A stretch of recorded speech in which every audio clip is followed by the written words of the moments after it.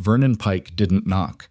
He shoved the forge door open so hard it cracked against the stone wall, and every man on that street stopped walking to watch. Rourke. His voice landed like a boot on a dog's ribs. I need those wagon wheels done by sundown, and I'm not paying your new price. I'll pay what I paid last year, and you'll take it, because who else is going to hire a face like yours? He said it loud enough for the whole street to hear. Silas Rourke stood at his anvil, tongs in hand, the fire roaring behind him. And he said nothing because for 11 years, silence had been the only armor he owned. But someone else in that forge was done being quiet. If you've ever watched a good person accept cruelty because they believed they had no other choice, stay with me. Because what happened next in Briarstone Pass changed everything. And before we go further, if stories like this are why you're still here, hit that subscribe button and ring the bell so you never miss what's coming next. Drop your city and country in the comments right now. I want to see how far this story travels. Hit like if you believe some people are worth fighting for. Now, let's go back to the beginning. The notice was only 43 words long.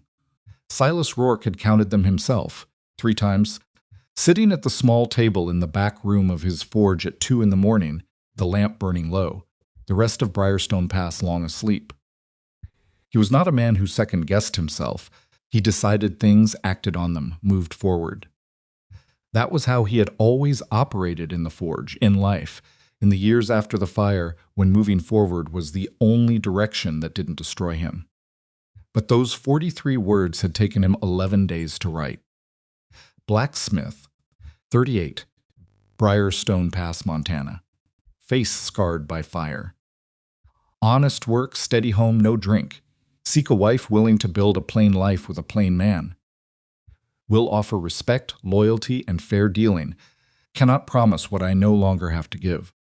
He had stared at that last line for a long time before he'd let himself leave it in. He almost crossed it out.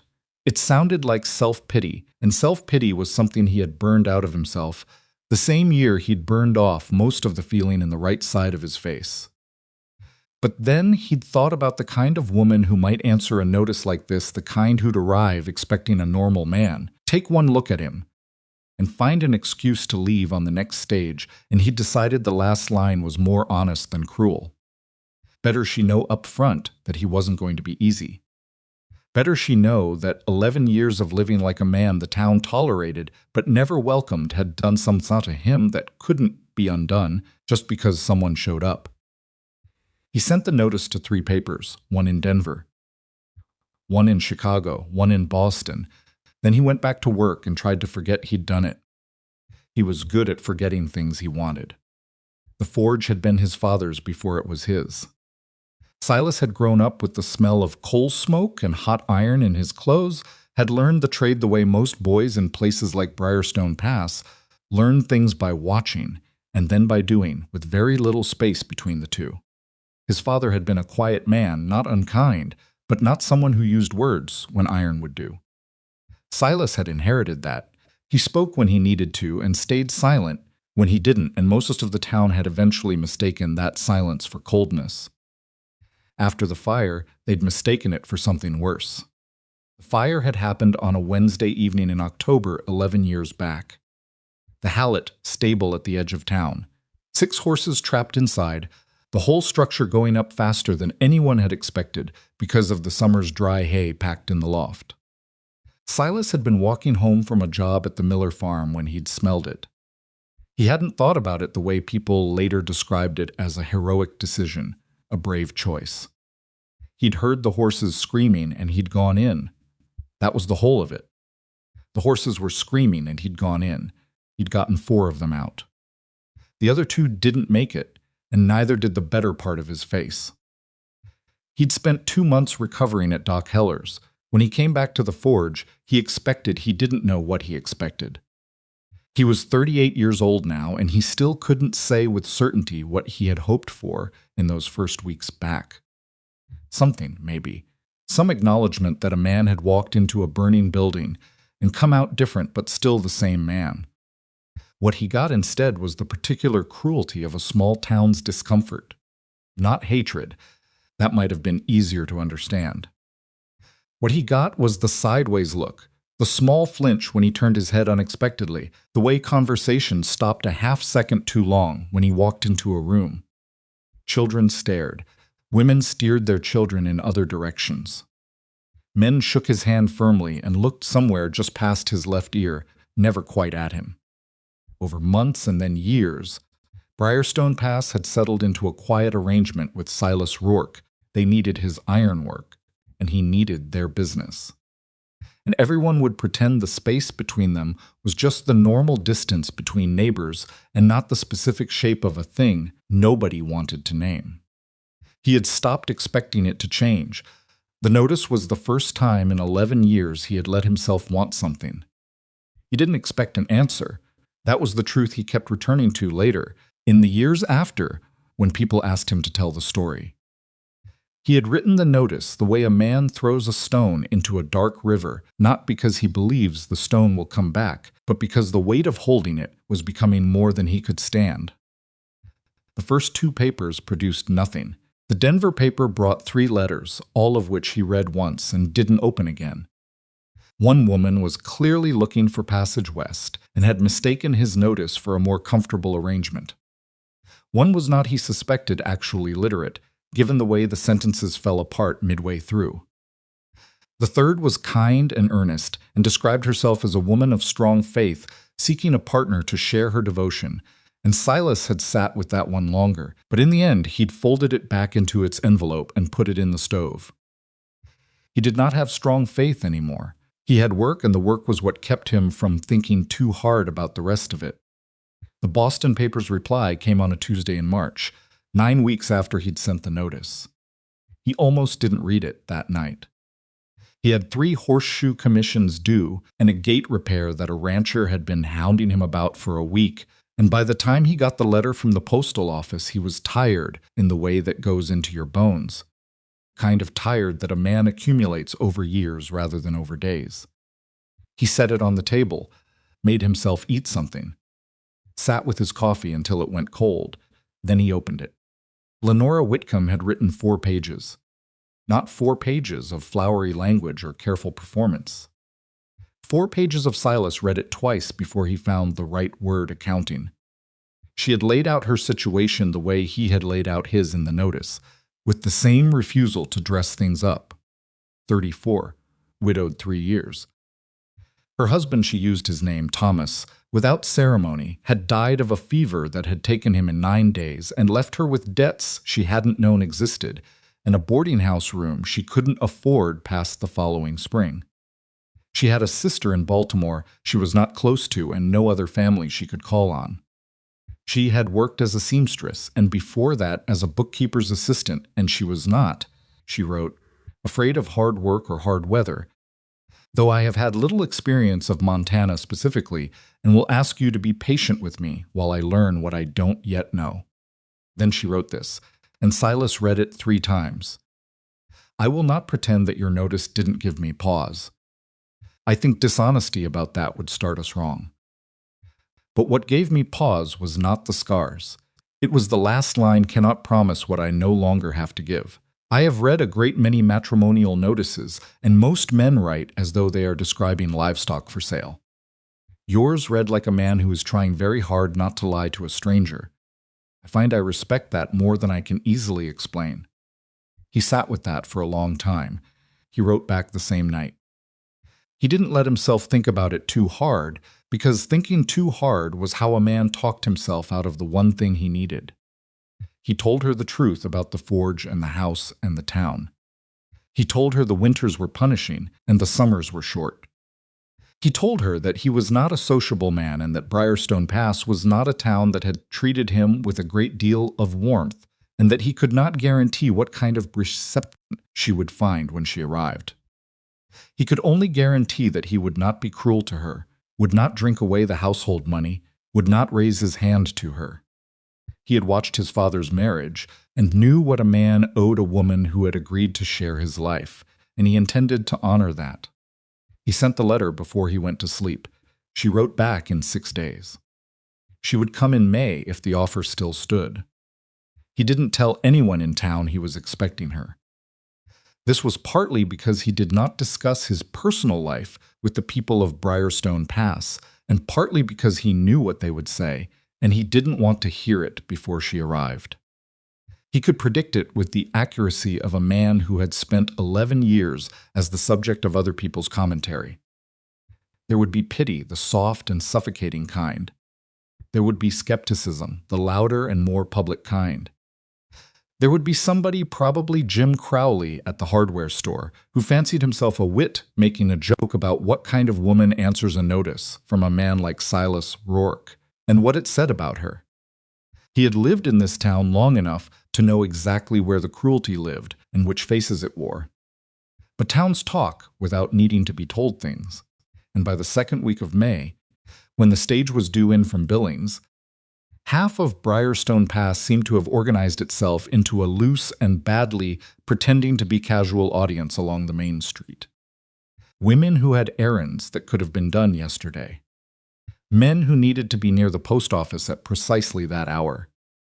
Children who had been told, in that indirect way adults tell children things, that something worth watching was about to happen. Silas stood near the edge of the street. He had worn his good shirt, which he was already regretting, because it felt like an admission of something, a vulnerability he hadn't meant to expose. He'd shaved carefully that morning. He couldn't do much about the scars. They pulled the right side of his face into something that would never look the way a face was supposed to look, but he had made himself as presentable as he knew how. He waited. The stage came in trailing dust, the horses blowing hard from the pass road, the driver calling something to the man at the depot. Silas watched the door. He was aware of the watching, the specific quality of a crowd's attention when it is waiting for someone to fail. He had been the subject of that attention before, and he recognized it the way you recognize the smell of rain before it comes. The door opened. A woman climbed down. She wore a gray traveling dress and a dark coat that had seen better days, and she carried a bag that looked heavy. She was not what he'd imagined. He didn't know what he'd imagined, exactly, but something about seeing her in person made the letters feel like they'd been written by a different person than the one standing in front of him. She stood on the step of the stage and looked up and down the street with the particular expression of someone who has arrived somewhere and is taking an honest inventory of what they've gotten themselves into. Then she found him. He didn't know how she knew which one he was. He hadn't described himself well in the letters. He'd assumed the scars would announce him clearly enough. And they had, probably. He was the only man on that street who wasn't pretending not to stare. She walked toward him. Not the careful, calculating walk of a woman steeling herself for something unpleasant. Not the performative confidence of a woman trying to prove something to an audience. Just walking, like a woman who had decided where she was going and had no particular interest in what anyone else thought about her route. She stopped in front of him. He could feel the crowd holding its breath. He had spent a long time imagining this moment, or not imagining it, exactly. Because imagining things set you up for the precise quality of disappointment he had trained himself to avoid. But sometimes in the early morning, when he wasn't guarding himself carefully enough, he had let himself wonder what it would feel like to have someone look at him and not look away. Lenora Whitcomb looked at him. She looked at the left side of his face, which was ordinary. She looked at the right side of his face, which was not. She didn't look away. She didn't blink too fast, or smile too bright, or do any of the things people did when they were managing their reaction to him. She just looked, steady and direct, the way you look at something you are making an honest decision about. Then she extended her hand. "Mr. Rourke," she said. Her voice was quieter than he'd expected, but it carried. "I'm Lenora Whitcomb. I hope I haven't kept you waiting too long." He shook her hand. His palm was rough with forge work and scarred along the fingers, and he was aware of it. She didn't seem to notice, or if she did, it didn't change the steadiness of her grip. Stage ran close to time, he said, which was not what he'd intended to say. He hadn't intended to say anything. He'd had no plan for this moment, because making plans for things you didn't believe would happen was a particular kind of foolishness he had avoided for years. The crowd had expected a scene. They had expected Lenora Whitcomb to step down from that stage, take one look at Silas Rourke's face, and find a reason, any reason, to climb back up. Instead, she was standing in front of him, talking about the road conditions through the pass, as though they were two ordinary people at the beginning of an ordinary thing. Silas Rourke didn't smile often. The scarring made it uncomfortable, and over the years he had stopped attempting it in public because of the way it made people react. But something happened in his face in that moment that was close enough to a smile that Jim Crowley, watching from the hardware store doorway, later told his wife he hadn't been sure what to make of it. The crowd began to scatter. There was nothing to see. Nothing had gone wrong. No humiliation, no rejection, no story to carry home and repeat at supper. Just a woman who had come a long way, and a man who had been waiting longer than he'd meant to, and the two of them standing in the dust of a Montana spring like the most unremarkable thing in the world. Which was, Silas thought, exactly what he had been asking for. He picked up her bag. It was heavier than it looked, and she fell into step beside him without being asked. And they walked up the hill toward the forge and the small house above it while Briarstone Pass watched from its windows and tried to understand what it had just witnessed. It had witnessed the beginning of something. None of them understood yet what that something was going to cost them. The house smelled like coal smoke and lye soap, and something else Lenora couldn't name at first, something almost like pine resin, but warmer. It took her until the second morning to figure out it was the wood of the floorboards, which Silas had scrubbed so recently they still held the smell of effort. That was the first thing she understood about him. Not from anything he said, because he didn't say much, but from the floor and from the way the single window above the dry sink had been wiped clean so that the light came through it without obstruction, and from the wildflowers sitting in a tin cup on the table, 3 of them, yellow. The stems cut at uneven lengths like a man who had never cut flowers before and wasn't entirely sure of the protocol. She didn't say anything about the flowers.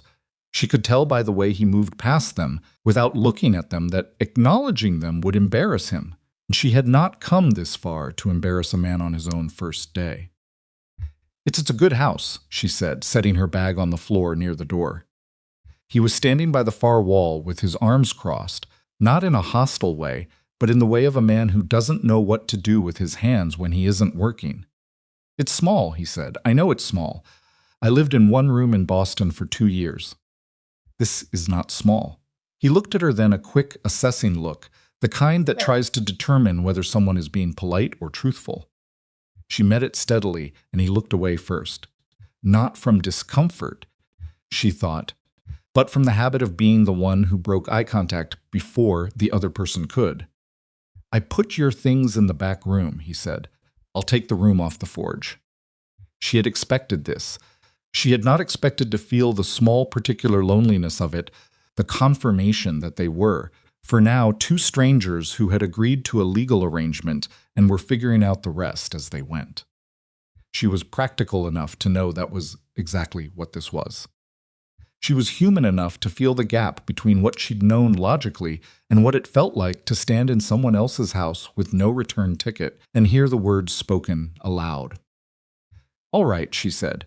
He nodded once, the way men nod when they've said what they needed to say and don't know how to close a conversation, and then he said he had work to finish before dark and excused himself back down to the forge. She heard the bellows start up within minutes. The sound of it, the deep rhythmic breath of air feeding a fire, was oddly steadying. Like a heartbeat inside the walls. She unpacked her bag. She made herself familiar with the kitchen and found it better stocked than she'd anticipated: flour, salt, lard, dried beans, 2 tins of tomatoes, a side of bacon hanging near the small pantry door. She made supper. When Silas came up from the forge at dusk, with iron dust in the creases of his hands, he looked at the table with an expression. She was starting to recognize the expression of a man who has been surprised by something and is working to appear as though he hasn't been. "You didn't have to do that," he said. "I know I didn't have to." He washed at the basin. They ate. He complimented the food once briefly. She thanked him. and they sat in a silence that was not quite comfortable but was not hostile either. It was the silence of two people who have just introduced themselves and are now wondering who the other person actually is. She supposed that was honest, at least. They married 4 days later. It was a plain ceremony at the office of the Justice of the Peace, a spare man named Aldous Fitch, who had married enough couples in Briarstone Pass to have developed the specific efficiency of someone who understands that the paperwork matters more than the poetry. He read the words. They said what was required of them. Silas's hand was warm when he took hers, and rougher than she'd expected, even knowing what his work was. And she noticed he held her fingers with the careful deliberateness of a man who is not accustomed to holding anyone's hand and is afraid of getting the pressure wrong. There were no guests. She had none to invite. He had not asked anyone, which surprised her less than she thought it would. Afterward, they walked back to the house, and Silas said, "I should get back to the gate repair before the light goes." "Go," she said. He went. And she stood in the kitchen of her new husband's house on her wedding day and began organizing the pantry because it was something to do, and she had always managed herself through difficult by finding the nearest practical task and throwing herself at it until the feelings quieted down. The feelings didn't quiet down all the way that afternoon. But she reorganized the pantry so thoroughly that it remained logical and functional for the next 11 years, and that was something.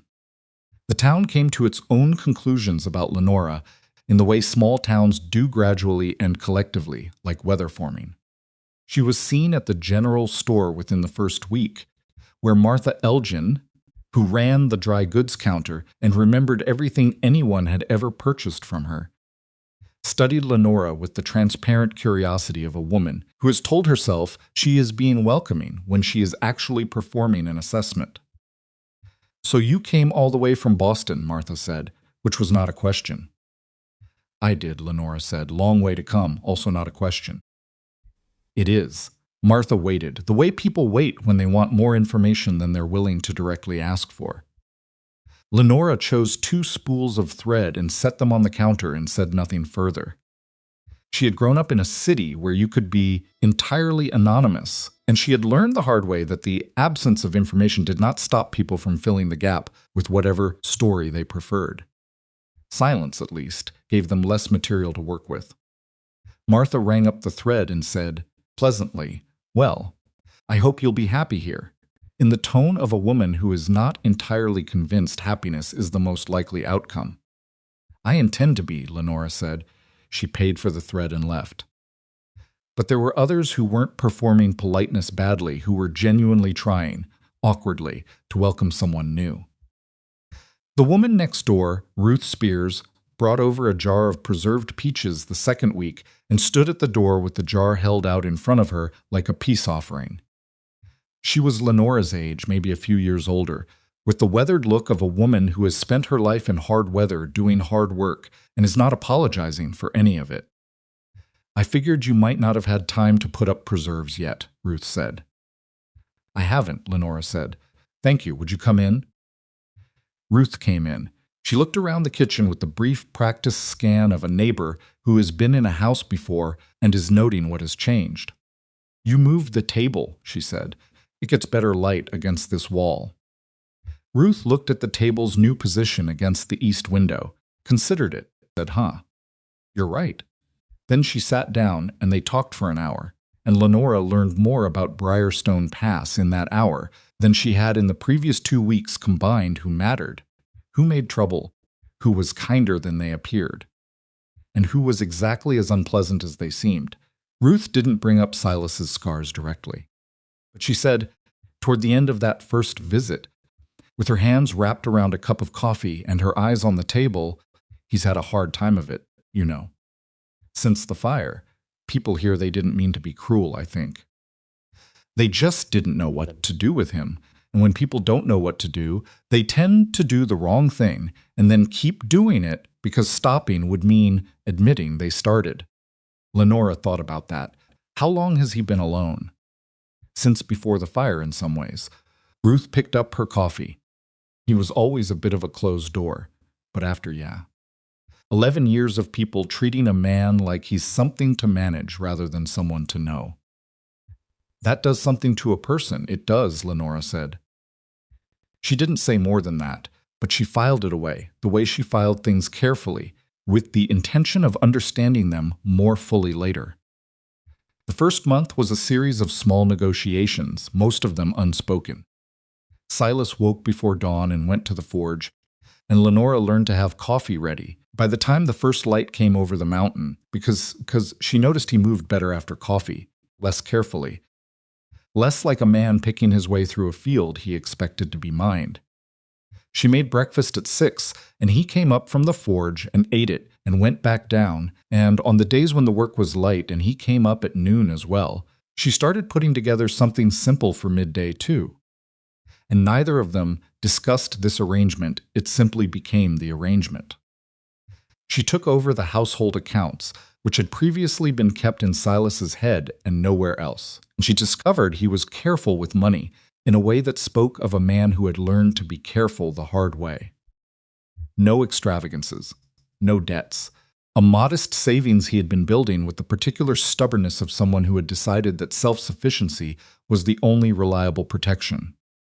She set up a proper ledger and showed it to him one evening, laying it open on the table, and instead of the bristling she'd half expected, Thomas had never liked her looking too closely at the money. Silas looked at it for a long moment and said, "This is clearer than what I had in my head." That was the intention. I can see the timber order here. I'd been carrying that number wrong, by about $3, yes. He was quiet for a moment. "Thank you," he said, "not performed." "Not reflexive, the real kind. It's what I'm good at," she said. "Numbers and order. I might as well be useful." He looked up from the ledger then, and she saw something move across his face, something she couldn't fully read because she didn't know him well enough yet. Something that might have been protest, or might have been the shape of a feeling he hadn't found a word for. "You're more useful than just that," he said. Then he looked back at the ledger like he'd said something he hadn't planned to say and wanted to move past it quickly. She let him, but she thought about those 5 words for the rest of the evening. She first saw him with the child 3 weeks after she arrived. She had been walking back from the post office. She was corresponding with a cousin in Cincinnati who she had neglected for 2 years and was trying to repair when she heard a voice from inside the open forge door. Not Silas's voice. Lighter, higher. A child. She stopped outside the door without going in, not wanting to interrupt, and listened. "But why do you hit it so many times?" the voice was asking.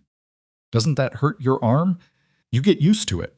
Silas's voice, without the careful flatness he used when he spoke to most adults. "How many times did you hit it to make the horse?"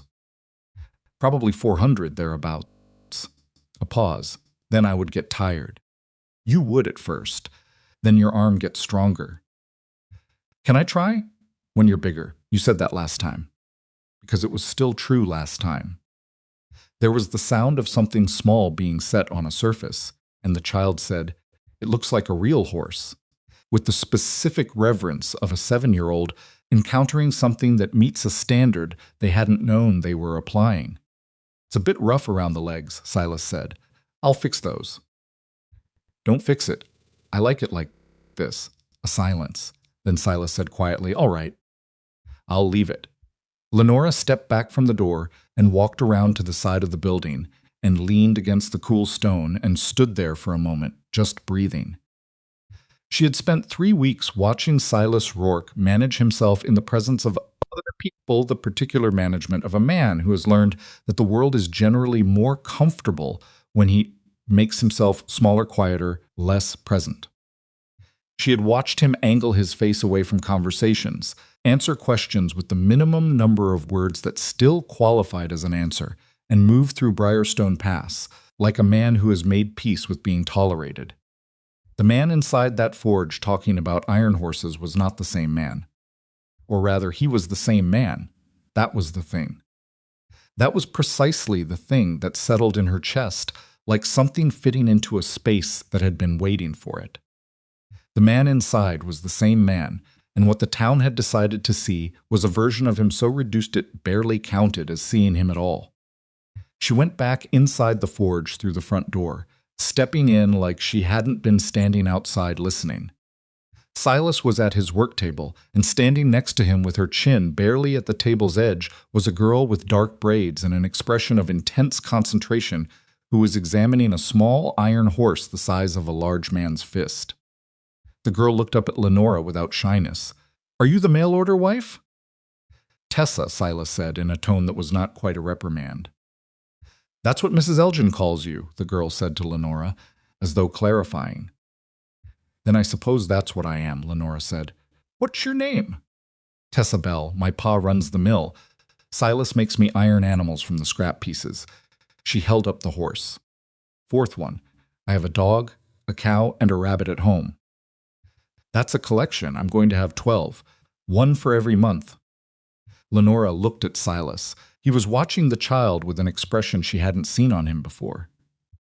Not quite warmth, or rather, warmth so unfamiliar to his face that it had to rearrange itself around the scarring to find a way out, and it came out sideways and tentative, like something testing whether it was safe to appear.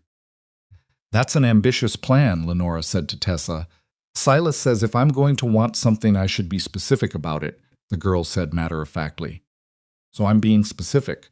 Lenora looked at Silas again. He had gone back to the work table and was moving tools with unnecessary attention to their arrangement, which she had learned was what he did when he was aware of being observed and didn't know what to do about it. "Good advice," she said, and she meant it as more than a comment about iron animals. Tessa Bell became a fixture of their weeks in the way that children become fixtures when nobody has explicitly agreed to let them in, but nobody has had the heart to close the door either.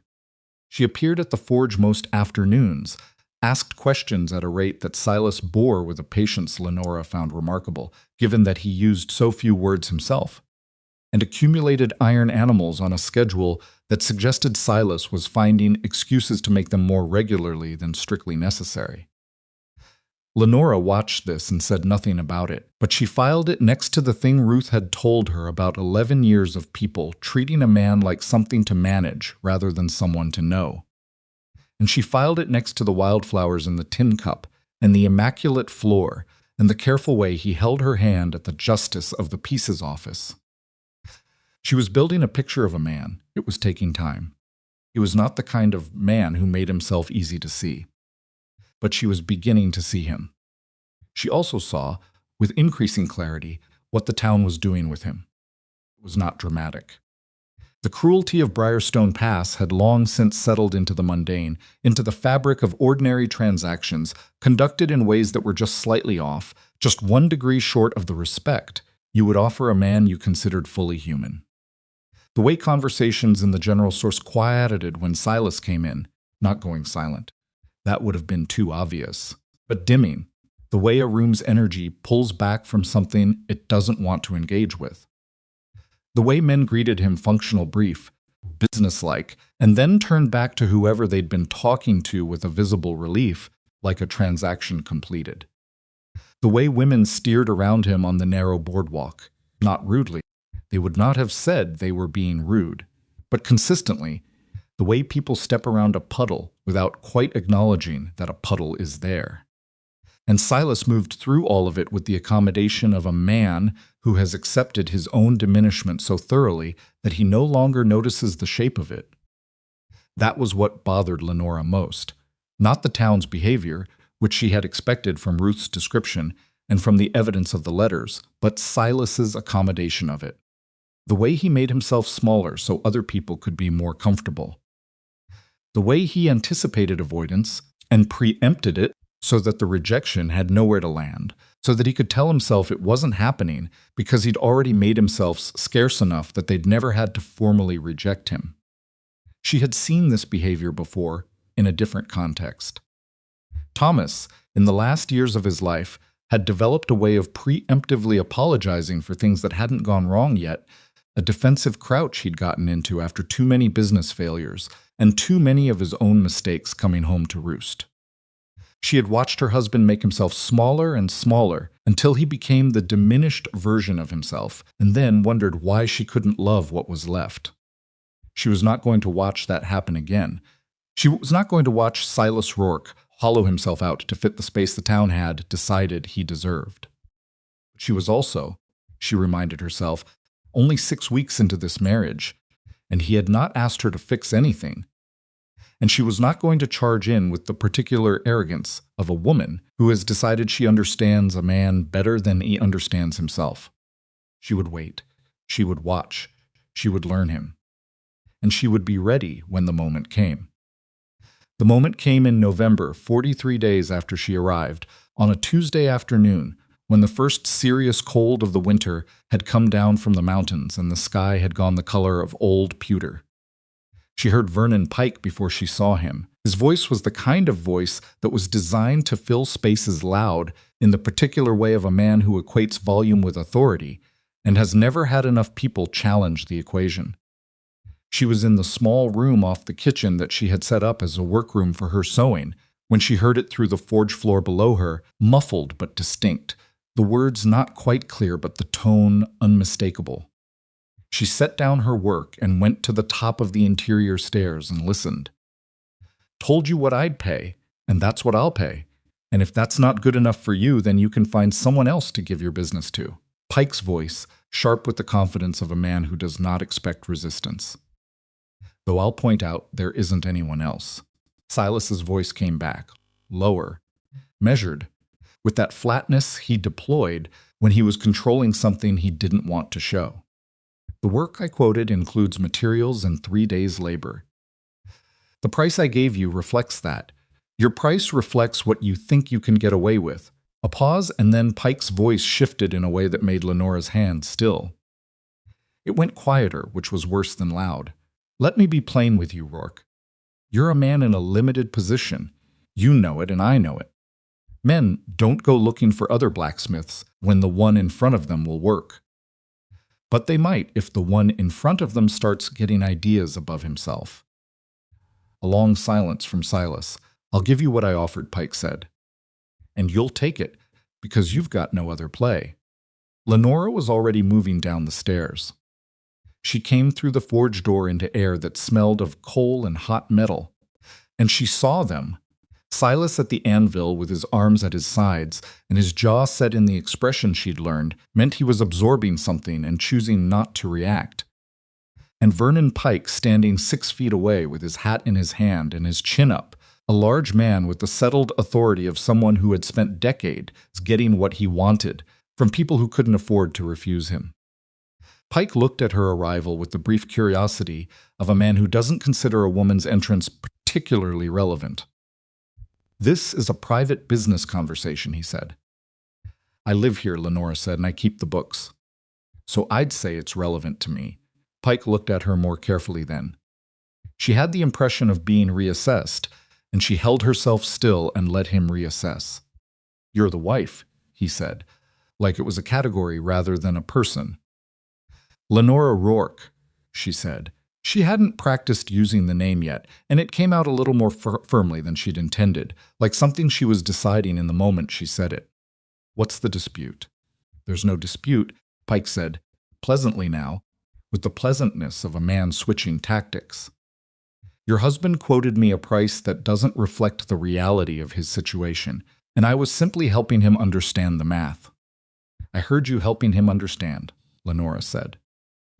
Through the floor, something moved in Pike's face then, a recognition that she was not what he'd assumed, that there was more here than a shy wife who would soften her husband's stubbornness in the interest of keeping the peace. He pivoted back to Silas. "I'll say it plain so your wife understands it too," he said. And then he said the thing he had probably been building toward from the beginning, the trump card he carried in his pocket for transactions that weren't going his way. He looked at Silas's face, at the scars that pulled the right side into its permanent rearrangement, and he said, with the deliberate gentleness of someone who knows exactly how much damage they're inflicting, "A man in your particular circumstances ought to be grateful for any business that comes through his door. Some men might not be willing to bring their wagons to a forge that looks the way yours does." The forge went very quiet. Silas didn't move, didn't react. Went completely, unnervingly still in the way he went still when he was taking something in, and Lenora had seen it before. Over 6 weeks, the way he absorbed cruelty, the way a stone wall absorbs rain, without expression, without resistance. Just letting it run off or soak in, depending on how much there was and how long it had been going on. He had been absorbing things like this for 11 years. He had an entire structure built around absorbing it.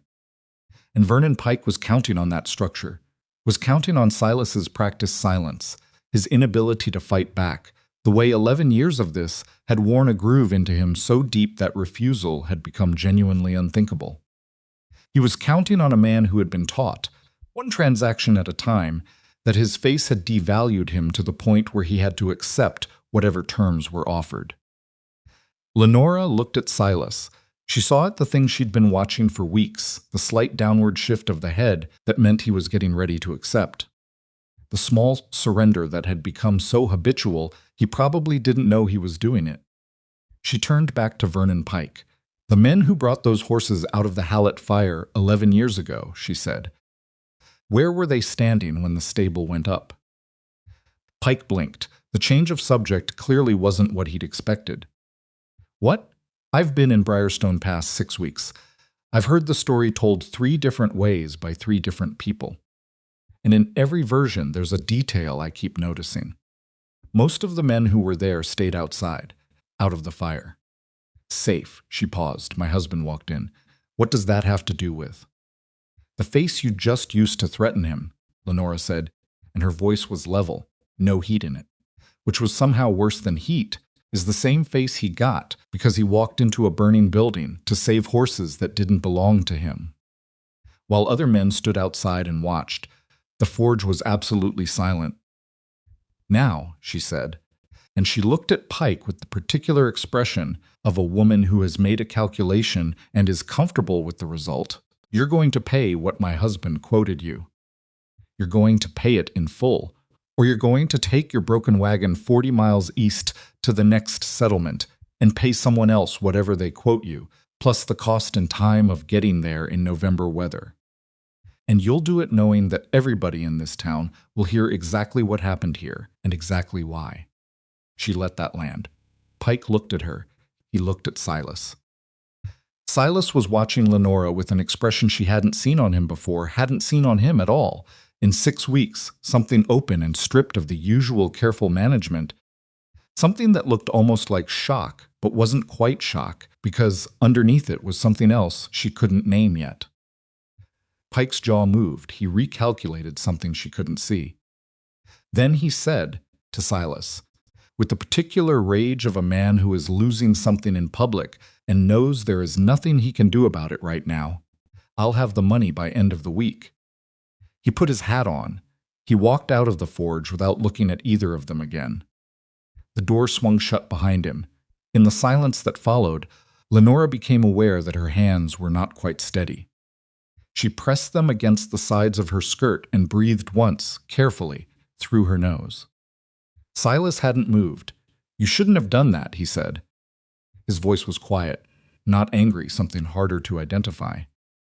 "I know that's what you think. He runs half the commerce in this valley. He can make things difficult. He was already making things difficult," Lenora said. "He was just doing it politely enough that you felt like you had to accept it."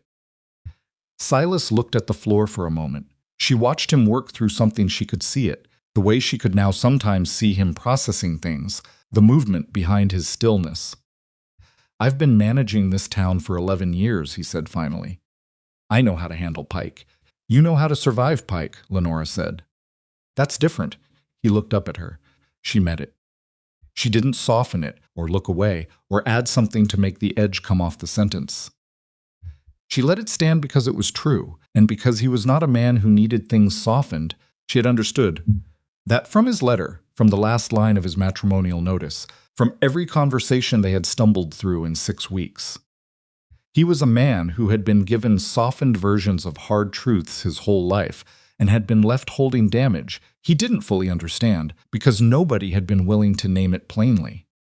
"I know you can handle yourself," she said, after a moment, and something in her voice shifted less certain now, less composed, because this was territory she hadn't planned to cover today, and she wasn't sure she was navigating it well.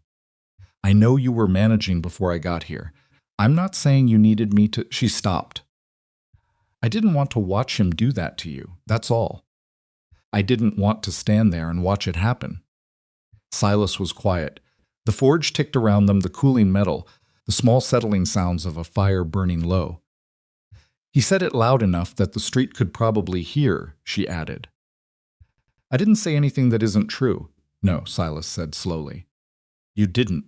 He turned back to the anvil, picked up his tongs. And then he set them down again, which was not something she had seen him do before. Set a tool down in the middle of a task, like the task wasn't the point. He's said things like that before, Silas said, quietly. Not to her, exactly, more to the forge, to the fire. Most of them have, or they've thought it. He paused. I stopped expecting people to disagree with it. Lenora thought about what Ruth had told her. What 11 years does to a person. The groove worn so deep that certain thoughts had stopped feeling like thoughts and had started feeling like facts. What Pike said was not a fact, she said. It was a weapon. There's a difference. Silas didn't answer for a long moment. Then, without turning around, without looking at her, he said, You should probably get back to the house. It's getting cold. It was a dismissal, but not a cruel one. He needed her to leave so he could be alone with whatever was happening inside him. She understood that. She was learning to read the ways he managed his interior life, the same way she'd learned to read the ledger pattern by pattern, line by line, gradually understanding the system. She went back through the door and up the stairs. She stood in the kitchen for a moment with her hands flat on the table. Through the floor, she could hear him, the bellows, the hammer, the rhythm of work that was also the rhythm of a man putting himself back together, piece by piece, the way he had been doing for 11 years alone. Only he wasn't quite as alone as he'd been yesterday. And she hoped that somewhere underneath the walls and the careful management and the 11 years of accumulated some part of him was beginning to understand that. The fire kept burning in the forge below. She put the kettle on. Pike paid on Friday. He sent a hand, one of the younger ranch workers, a boy of maybe 17 who had the decency to look uncomfortable about the errand, with an envelope containing the full amount, no note inside. No acknowledgement that anything had happened. Just the money exact to the cent, in the envelope delivered without ceremony to the forge door at mid-morning, while Silas was in the middle of repairing a cultivator blade. Silas counted the bills, set the envelope on the shelf above the coal bin, went back to the blade. He didn't mention it to Lenora until that evening, when she was entering figures in the ledger, and he came up from the forge and washed at the basin, and sat down at the table and said quietly, Pike sent the money. Full amount? Full amount. She wrote it into the ledger without looking up. Good. He sat across from her and watched her write for a moment. She could feel him working toward something, the particular quality of silence he had when he was deciding whether to say a thing. People on the street saw what happened, he said finally. Before Pike left, they heard some of it, I know. Jim Crowley was standing outside the hardware store. I know that too, another silence. She finished the entry and set down her pen and looked at him. He had his hands flat on the table, which she had noticed was what he did when he was trying to hold himself to something like the table was an anchor. I'm not saying you were wrong, he said. What you said to him. I'm not saying that, but— He looked at his hands. But I've lived in this town for 38 years. I know how it runs. When Pike decides he's been embarrassed, he doesn't forget it. He just waits, and then he does something about it when you're not expecting it. Then we'll deal with that when it happens. You say that like it's simple. I say it like I mean it. He looked up at her then, and she saw the things she'd been catching glimpses of for weeks, the conflict in him, the pull between the part of him that had managed this town alone for 11 years and knew all the specific ways it could hurt him, and some other part that was newer and less sure of itself and didn't quite know what to do with a person who refused to treat his situation as fixed. You've been here 7 weeks, he said, not cruelly. Just plainly, I've been here my whole life. I know that. Then you know I'm not being. He stopped. Started again. I'm not telling you it was wrong to stand up to him. I'm telling you it has consequences, and the consequences land on this house. They land on this house, she agreed, which is my house now, too. He didn't have an answer for that. She watched him not have one, watched him turn it over and find that it was true and not know what to do with its truth. I'm not made of glass, she said more quietly. I didn't come here because I ran out of other options. I told you that in the letter. You told me a lot of things in the letter. And have I said anything since that's been different? He thought about it. She could see him thinking about it honestly, which was one of the things she had come to understand about him.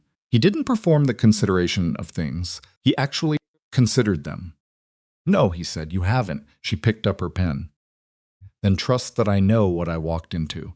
He was quiet for a long time after that.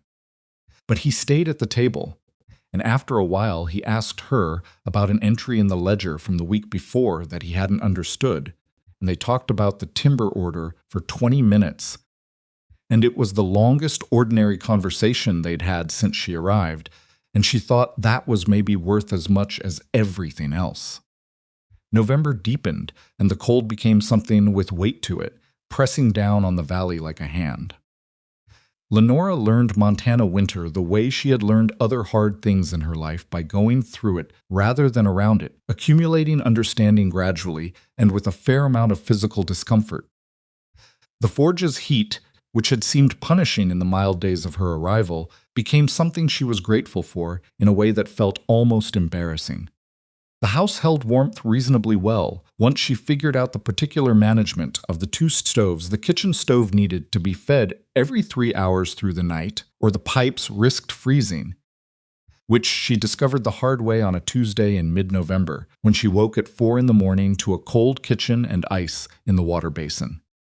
She had been managing it herself and hadn't mentioned it to Silas, because she was still in the early stage of their arrangement, where she was trying to find the line between being honest about difficulty and performing competence she didn't entirely have yet.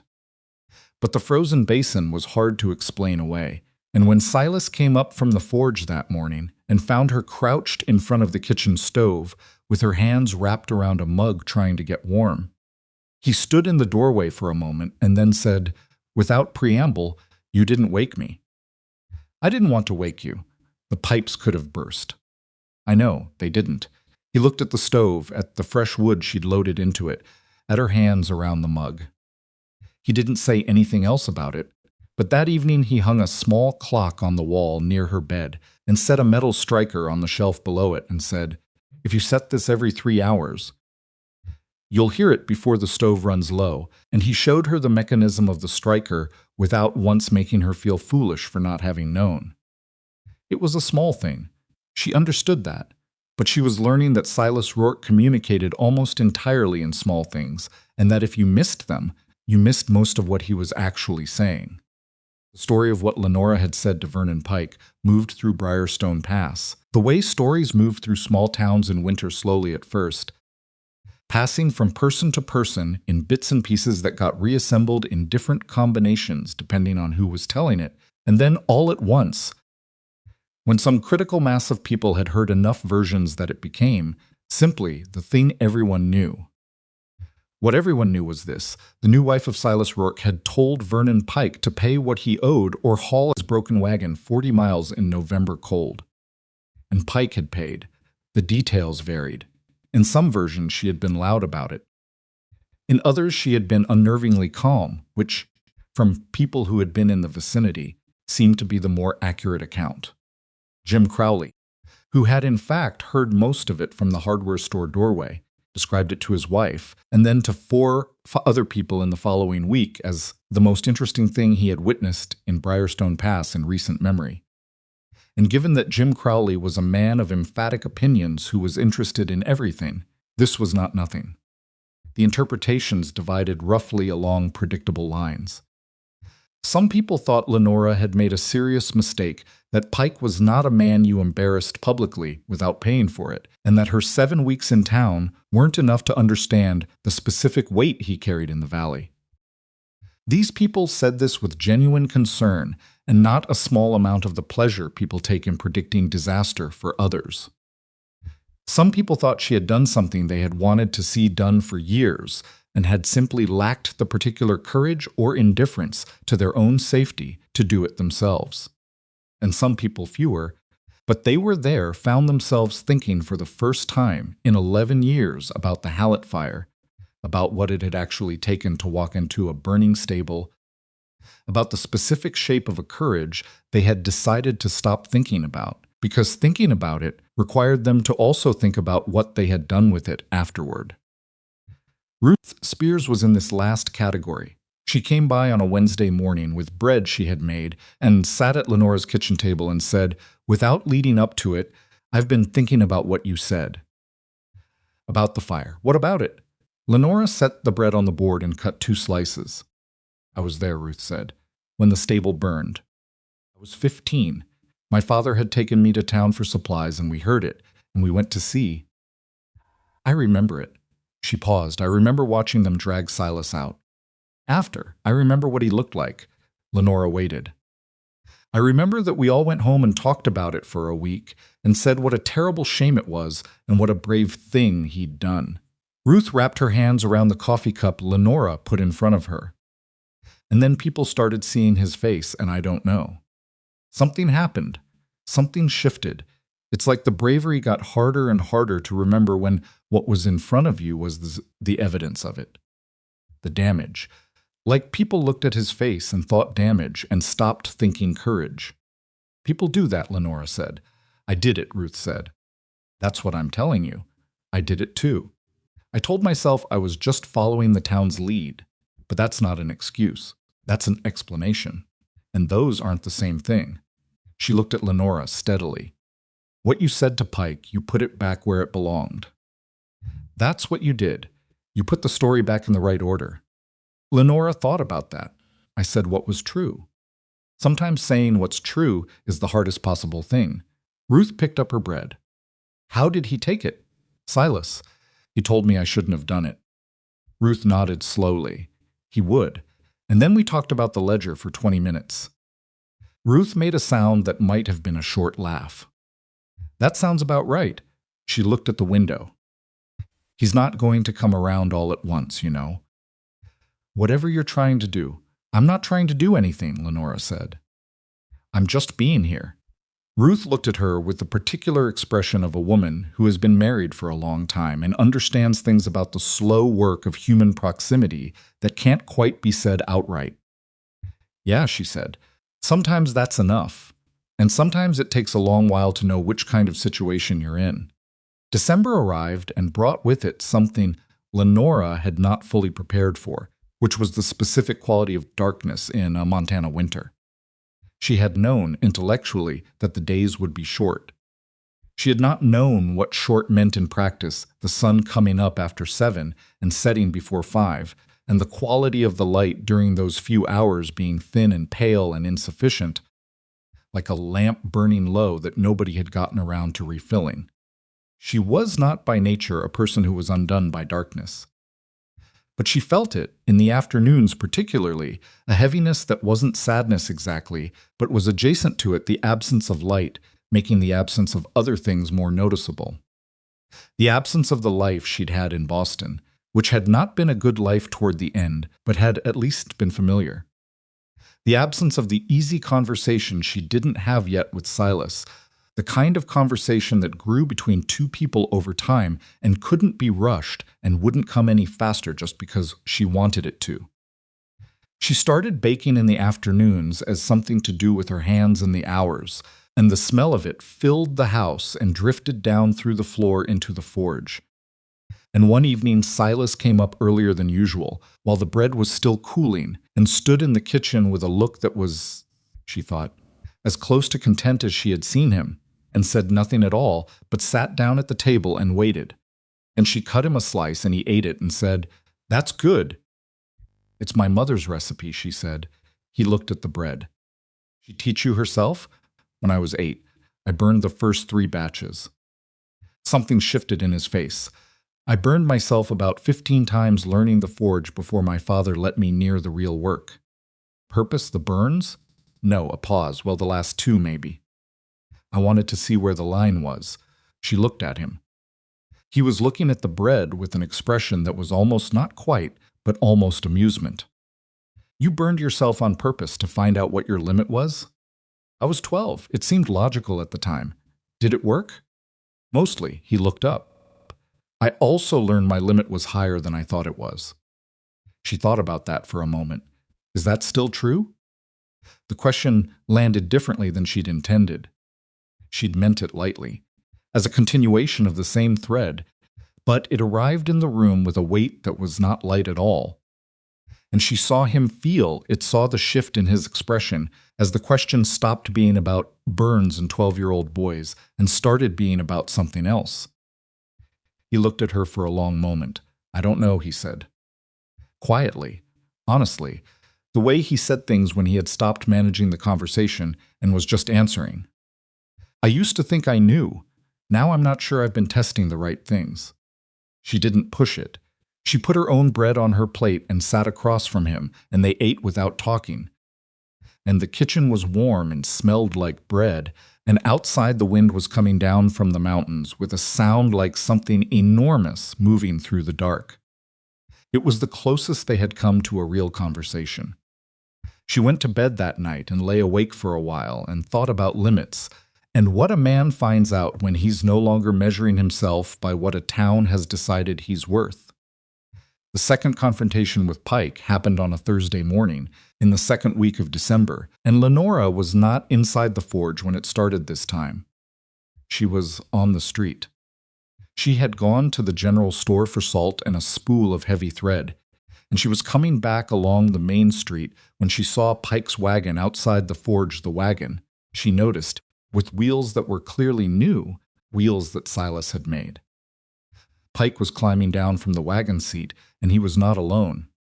He had brought two men with him, ranch hands from his outfit, large men who stood in the way of men who have been brought somewhere to fill space. She stopped on the boardwalk. From inside the forge she could hear Silas's voice, even controlled. Then Pike's, and the tone of it was different from November, less quietly threatening, more openly dismissive, the tone of a man who had thought about what happened and decided he'd been caught off guard and that wouldn't happen again. Lenora stood on the boardwalk and considered her options. She could go inside. She could interrupt it the way she had in November, step in and redirect and use the same approach. She knew it had worked before. She also knew that Silas had told her plainly that the consequences of that confrontation would land on the house, and she had said they'd deal with it when it came, and here it was. But she also thought about what Silas had said at the table last month. 7 weeks. I've been here my whole life, not wrong. Not unfair. He understood the specific machinery of this town, and she was still learning it. And there was a version of her walking into that forge right now that would not help Silas. That would, in fact, deepen the exact problem she was trying to address, the problem that Briarstone Pass had decided. Silas Rourke was a man who needed managing, and a wife who managed him publicly was still a version of that story. She needed to think about this differently. She needed to do something that didn't put her between Silas and Pike again. Because that wasn't the point. The point was not for her to stand in front of her husband every time the world came at him. A man who needed his wife to shield him was not a man who was going to stop feeling like the thing this town had decided he was. She went to the hardware store. Jim Crowley was behind the counter sorting nails into a tin. He looked up when she came in, and his eyebrows went up slightly, not unfriendly, but alert. The expression of a man who had been thinking about her since November and was now presented with her in his store and wasn't sure what to do with the opportunity. Mrs. Rourke, he said.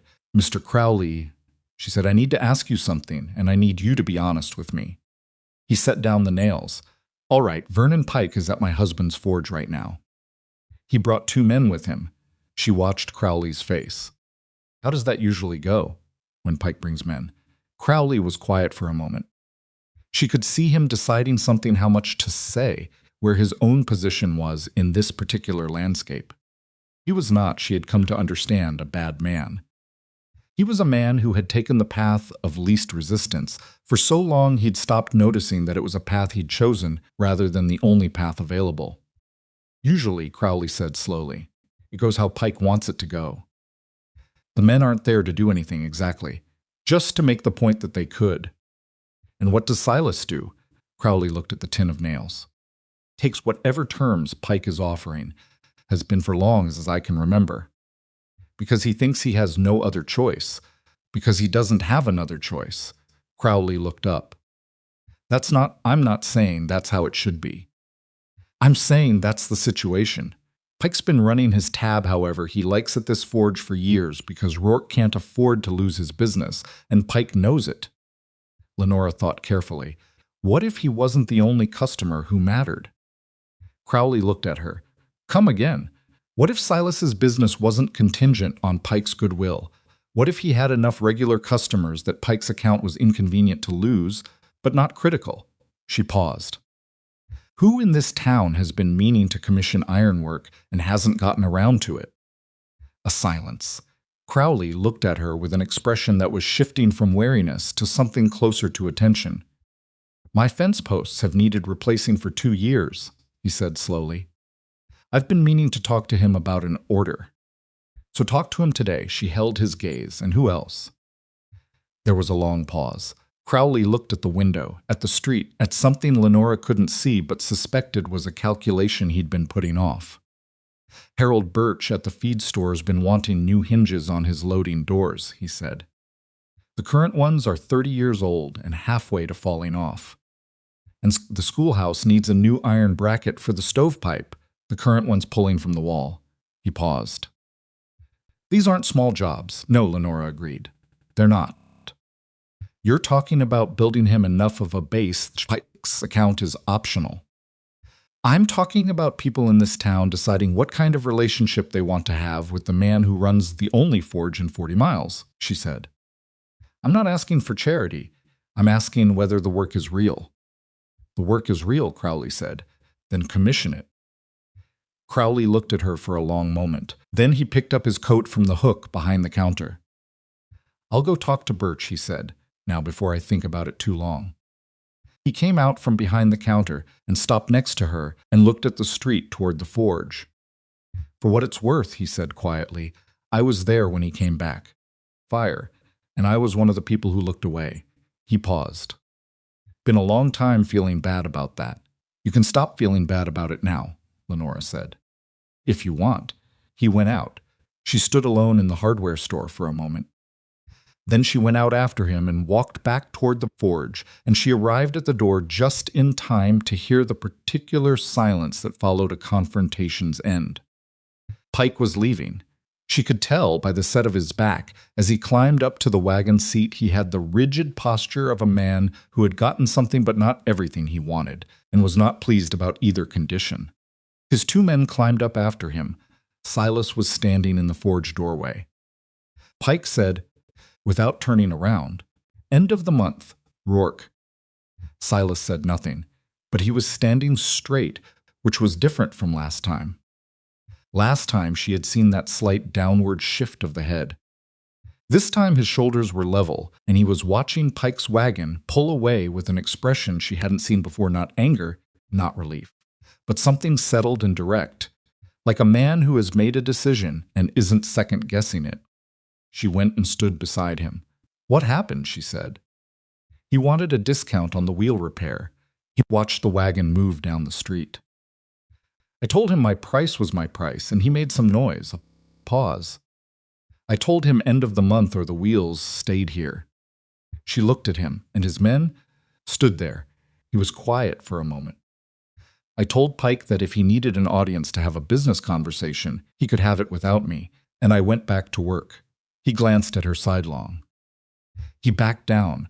Lenora thought about Crowley walking toward the feed store, about fence posts and loading door hinges and a schoolhouse stovepipe bracket, about the difference between what was and what was slowly, carefully becoming possible. Silas, she said. He looked at her. You were right that I didn't fully understand the situation when I came here. I knew it from the outside. She paused. But I've been watching you manage this town in a way that kept you safe and kept you small at the same time. And I think you know that too. I think you've known it for a while and not known what else to do about it. He was very still. I talked to Crowley, she said. Before I came back, he's going to commission the fence posts. He's talking to Birch about the feed store doors. She held his gaze. You're not building this differently because of me. I'm moving some pieces around so the board is fairer. The work is yours. The craft is yours. None of that is me.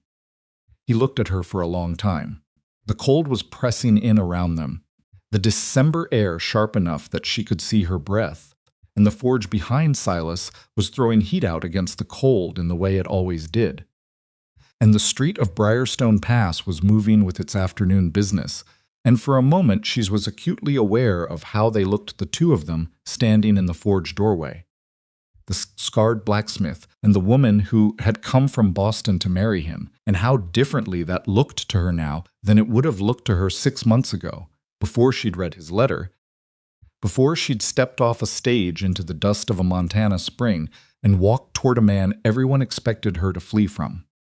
Crowley's been sitting on those fence posts for 2 years, Silas said finally. I know. He would have gotten to me eventually. Maybe, but eventually is now. She paused. Is that all right? He looked at the street. She thought he wasn't going to answer, which was his right, and she was prepared to go inside and give him the space he needed to work through it, the way he worked through everything alone, and slowly, and without being watched. But he said quietly, yeah, that's all right. And then almost to himself, looking at the distance where Pike's wagon had gone, he's going to come back. I know, the next time will be worse. Probably. And you know that, and you're still... He stopped. The sentence seemed to have more end to it than he'd been expecting, and he'd run out of road. I'm still here, she said. Yes. He didn't say anything to that. But he also didn't move, and she didn't move, and they stood side by side in the forge doorway for another minute watching the street before the cold drove them back inside. It was Tessa who showed Lenora the things she hadn't been able to see herself. The girl came by on a Saturday afternoon in the 3rd week of December, which she did most Saturdays regardless of weather, arriving with the focused intention of a small person's who has a standing appointment and takes it seriously. She went straight to the forge, as she always did, and Lenora heard them in the familiar rhythm Tessa's questions, and Silas's brief, patient answers, and went about the kitchen work she'd been doing. But after about 20 minutes, Tessa appeared in the kitchen doorway with a look on her face that Lenora had not seen there before. Tessa Bell's default expression was curiosity, sometimes tipping into determination. This was neither. What's wrong? Lenora said. Billy Marsh said something at school, Tessa said. She said it in the flat, deliberate tone of a child delivering information she has decided an adult needs, even though it makes her uncomfortable. Lenora set down the dish she was drying. What did he say? He said Silas looks like a monster and his mother doesn't let him bring the wagon to this forge anymore. Tessa paused. I told him that was stupid. He said I was stupid for thinking a burnt-up blacksmith was worth talking to.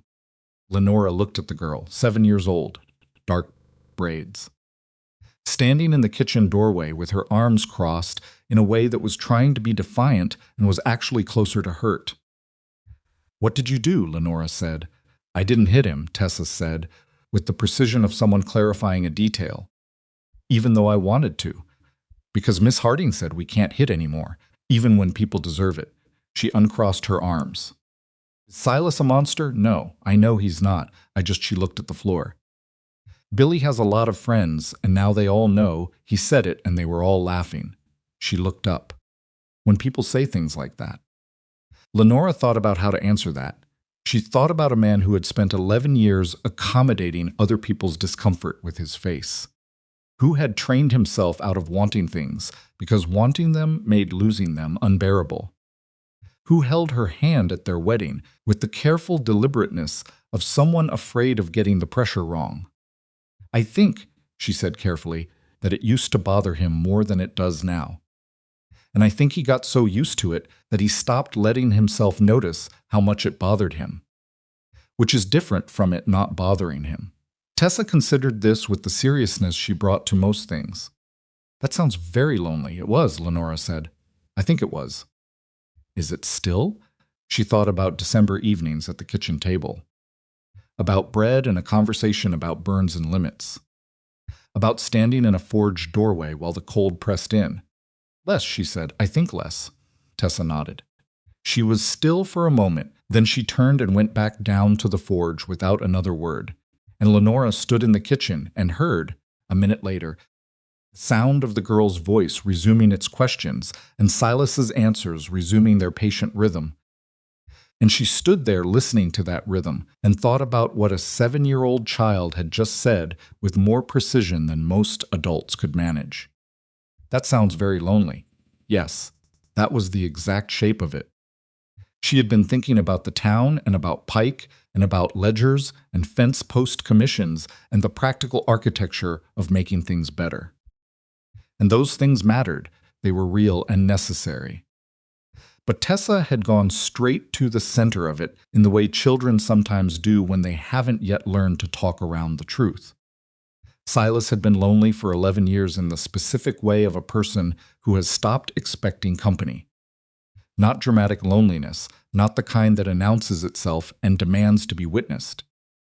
The quiet kind, the kind that becomes structural, that builds itself into the way you move through a room and decide things and manage your own wanting. And Lenora had been here 7 weeks, and she had moved the furniture for better light and reorganized the pantry and balanced the ledger and said things to Vernon Pike that needed saying and talked to Jim Crowley about fence posts. And all of that was real, and some of it had mattered. But she had not yet done the one thing that was harder than all of it. She had not yet let him know that she was staying. Not just in the practical sense she was staying. Obviously, she had nowhere else to go and had not wanted anywhere else since she'd stepped off that stage. But in the deeper sense, the sense that reached past the arrangement and the ledger and the reasonable practicalities of two people building a functional life. She had not yet let him understand that she was staying because of him. Because of who she could see he was, through the management and the silence and the 11 years of accumulated accommodation. Because of iron horses made for a child from scrap. Because of wildflowers in a tin cup cut by a man who had never cut flowers before. Because of a last line in a matrimonial notice that had read like a man trying very hard not to lie to a stranger. She didn't know yet how to say it. She wasn't sure words were the right instrument for it. But she was beginning to understand that the moment would come. And that when it came, she would have to be braver than she'd been, yet braver than confronting Pike, braver than talking to Crowley, braver than getting on a stage in Boston and traveling 800 miles toward a life she couldn't entirely picture. She would have to be brave in the way that is quiet and close and has no audience. She would have to be brave with him. The forge beat its slow rhythm below her feet. The kitchen held the last warmth of the afternoon. Outside, the December light was already failing, the sun giving up early the way it did in winter here, the mountains going dark at the edges. She put more wood in the stove. She started supper. And she thought about limits and what a person finds when she's no longer measuring herself by what loss has decided she's worth. Pike came back on a Monday, not with 2 men this time. 4. Lenora saw them coming up the main street from the kitchen window, Pike on his horse, 4 ranch hands behind him in a loose formation that was not accidental, that had been arranged to look like exactly what it was. A man arriving with enough bodies behind him to make a point without having to say the point out loud. It was the kind of move that worked in places where people understood the language of it, where the sight of 4 men at your door translated immediately and correctly into this conversation is already over, and you lost it before it started. She had the bread in the oven. She left it. She went down through the interior stairs to the forge, which was running hot. Silas was working on the Crowley fence posts, the first of a 3-week order, and the coal was banked high, and the hammer had been ringing since before 7. He didn't hear her on the stairs over the noise of the work, and she stopped at the bottom and watched him for a moment, not because she meant to, but because the movement of him at the anvil was something she had come to find steadying the absolute economy of it, the way 11 years of practice craft had made him efficient in a way that was almost like watching something natural, like water finding its level. He looked up and saw her face. He set down the hammer. "Pike," he said. Coming up the street, he brought more men this time. Silas looked at the fence post section on the anvil. The iron was cooling, and he couldn't leave it mid-work without losing the temper of it, and she could see him do the calculation how long, whether he had time. He picked up the tongs and moved the section to the side of the forge where it could cool without warping, and he did it quickly, with the practiced unhurriedness of a man who doesn't waste motion even when he's hurrying. "How many?" he said. "4. He set the tongs down. He was still for a moment, looking at the forge, and she could feel him thinking, feel the specific quality of thought that was not fear, because she did not think Silas Rourke was afraid of Vernon Pike, but was something more complicated than fear. The calculation of a man who has learned to anticipate the full cost of things before committing to them. "Last time he had 2, Silas said. "Yes. More men means he's committed to something." He looked at her. "What he wanted wasn't just the discount. He wants me to understand something." "I know, Lenora." He said her name the way he said it when he was about to say something he had decided to say and was still having to push himself to say it. "What I need you to understand is that there are things he can do that aren't about ironwork. He can talk to the ranchers east of the valley about where they bring their wagon repairs. He can talk to the mill. He paused. He can make it so that Crowley's fence posts and Birch's door hinges are the beginning and end of what I get, and not the start of something different." "Can he do that?" "He's been doing it for 3 years, Silas said. Quietly, making sure the bigger commissions never quite made it to my forge. I figured that out 2 years in, and then I stopped. I stopped pushing on it because fighting it was going to cost more than it returned." She stared at him. "You knew he was undercutting your business." "Expected it. For 3 years, yes. And you didn't." She stopped. "Restarted. You didn't fight it." "No." The word landed in the hot air of the forge with a weight she felt in her chest. Not because she blamed him. She had been here long enough now and understood enough about the architecture of what Briarstone Pass had built around him to know exactly why a man would decide that the cost of resistance was higher than the cost of accommodation. She understood it.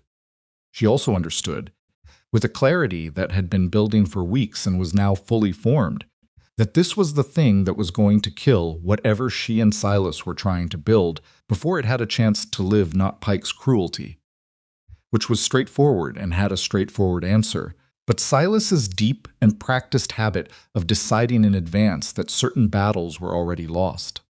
She heard boots on the boardwalk outside, the heavy particular sound of several men arriving at a door. Then Pike's voice, "Rourke, I know you're in there." Silas looked at Lenora. She looked at him. "Go," she said. "I'll be behind you." He went to the door and opened it, and the gray December light came in behind Pike's silhouette and the 4 men arranged behind him on the boardwalk. Pike had dressed for this, not his work clothes, his good coat, the one with the heavy collar that said this is a man of substance and means. It was a costume for a performance, and he knew exactly what he was doing with it. "Morning," Silas said. His voice was flat and controlled, the voice she recognized. "I'd like to finish our conversation from last week," Pike said pleasantly. He looked past Silas into the forge, looked at the fence posts in progress, looked at the Crowley commission that was laid out across the work table. "Looks like you've been busy." "I have been." "Those Crowley's fence posts?" "Yes." Pike nodded slowly, like a man confirming something he already knew. "Jim Crowley and I had a drink last week. He mentioned he'd finally gotten around to commissioning that work." He paused. "Funny timing on that." Silas said nothing. "I'll say what I came to say plainly," Pike said. "That thing that happened in November, your wife making a scene in my business conversation, that embarrassed me. In my town, in front of my men, he let that sit for a moment. I'm a patient man. Ask anyone. But I don't carry embarrassment well, and I don't forget it. I know, Silas said. Then you know what I'm here for. You want me to understand that you have longer reach than I do, and that what happened in November was a mistake. Pike looked at him steadily. That's one way to put it. And the other way? The other way, Pike said, and his voice had gone very quiet and very deliberate. Is that a man in your position, a man who this town has been patient with, who has been allowed to operate his trade in a community that has every right to be uncomfortable with him, ought to be more careful about who he lets speak for him? He paused. Who he hides behind. The four men behind Pike shifted slightly. Not threateningly, they didn't need to be threatening. Their presence was the threat, the weight of numbers that said, we have more of us than you have of anything. Lenora, who had come to stand slightly behind and to the side of Silas, felt something move through her. Not the hot anger she'd felt in November, which had been quick and clean and had carried her through that confrontation on its own momentum. This was colder, more deliberate, the kind of feeling that arrives when you understand something all the way to its bottom. She understood something now. Pike was not here about the money. He had never been about the money. The money was incidental, a lever he used because it was available and effective. What he was here about was the specific story that Briarstone Pass told about Silas Rourke, the story that said a man with a ruined face in a position of dependence did not get to have someone stand up for him, did not get to refuse terms, did not get to be treated as though his labor and his dignity were equivalent to anyone else's. Pike had been the living enforcement of that story for years, and in November a woman from Boston had refused to acknowledge the story, and now he was here to reinstate it. She understood something else too. If she stepped forward right now, if she did what she'd done in November, stepped between Silas and Pike, and made the argument, she would win the moment and lose the longer thing. Because the story would become permanently the story of a man who needed his wife to fight his fights. And Pike would use that story the way he used everything else quietly, persistently, in conversations Silas would never be present for, chipping at the structure she and Silas were trying to build one comment at a time. She had to let Silas fight this one. She had to stand here and let it happen and trust. And this was the hard part, the part that required something she hadn't been asked for yet. Trust that the man beside her was not the man who had been here in November. That something had shifted, that the evenings at the table and the conversation about burns and limits and the morning when he'd stood in the forge doorway and watched Pike's wagon leave and said he backed down, that those things were not nothing. Stayed where she was. And Silas said, without raising his voice, without the flatness of controlled accommodation she recognized from before, said it simply, clearly, like a man stating a fact, my wife doesn't speak for me. She said what she thought. I agreed with what she said. Those are different things. Pike blinked. It was a small blink, quickly controlled, but she saw it. My price is my price, Silas continued. That hasn't changed since November, and it won't change today. You want work done at this forge, you pay what the work is worth. If that arrangement doesn't suit you, you'll need to find another smith. He paused. That's not a limited position. That's a man knowing what his work is worth. The boardwalk was very quiet. One of the four men behind Pike, the one on the far left, older than the others, with the look of a man who had been a ranch hand for 30 years and had seen many things play out in many ways, was looking at Silas with an expression that was not hostile. Lenora noticed it. The man was paying attention in the way of someone watching something they hadn't expected to see. Pike said, "You're making a mistake." "Maybe," Silas said. "But it's mine to make." Another silence. Pike looked at Silas, really looked at him, and Lenora had the impression that he was seeing something different from what he had arrived expecting to see, and didn't know yet what to do with the difference. He had built his strategy on a foundation, 11 years of evidence that Silas Rourke could be managed through pressure, and the foundation was doing something it hadn't done before. Pike put on his hat. "End of the month," he said. "I'll pay what you quoted." He said it like it was his own decision, like he was extending a courtesy, and maybe in his mind he was, but the fact of it was plain. He was paying the quoted price. Again, and we'll see how the spring goes. He turned and walked back to his horse. The four men followed him. The older hand, the one who'd been paying attention, glanced back once as he went, and there was something in the glance that Lenora couldn't name precisely, but filed away carefully. The door of the forge was still open. Silas stood in it and watched Pike ride away, and Lenora stood to him and watched the same thing, and the cold came in around them both, and neither of them moved. After a while, Silas said, "I don't know if he's going to keep undercutting the business." "He might," she said. "I don't know if Crowley and Birch are going to be enough to hold against it if he does." "We'll build more," she said. "We'll find the other commissions he's been blocking." "It'll take time." He was quiet. She could feel him at the edge of something, could feel the specific quality of his silence, which she had learned like a language these past months. And this one was not the managing silence, or the absorbing silence, or even the thinking silence. This was something else, something that had no word for it yet because it was too new. "Why are you doing this?" he said. She looked at him. He was looking at the street, not at her, and his jaw was set in the way it set when he was asking something he'd been holding for a while and had finally stopped being able to hold. "What do you mean, the Crowley conversation? The ledger? The things you said to Pike in November?" He paused. She thought about how to answer that. She thought about Tessa Bell saying that sounds very lonely with the directness of a child who has not yet learned to talk around the truth. "'Cause you're worth doing it for," she said. He looked at her then. She held it. "That's not an answer," he said, not harshly. Just honestly, in the way he was honest about things when he was paying full attention. "You didn't know me. You still don't know me. Not the way people who have lived beside each other for years know each other." "No," she said, "but I knew you from the letter, and the man in the letter is the same man who makes iron horses for a 7-year-old girl out of scrap and teaches her about bellows and tells her to be specific about what she wants." She paused. "The letter told me who you were. What I've seen since I got here has told me I was right." He looked away. She watched the side of his face, the undamaged side, though she had stopped seeing them as separate things the way she suspected she had in the very beginning, those first few days. "I had 3 letters before yours," she said, "from the Denver paper. None of them read like you. They read like men selling something.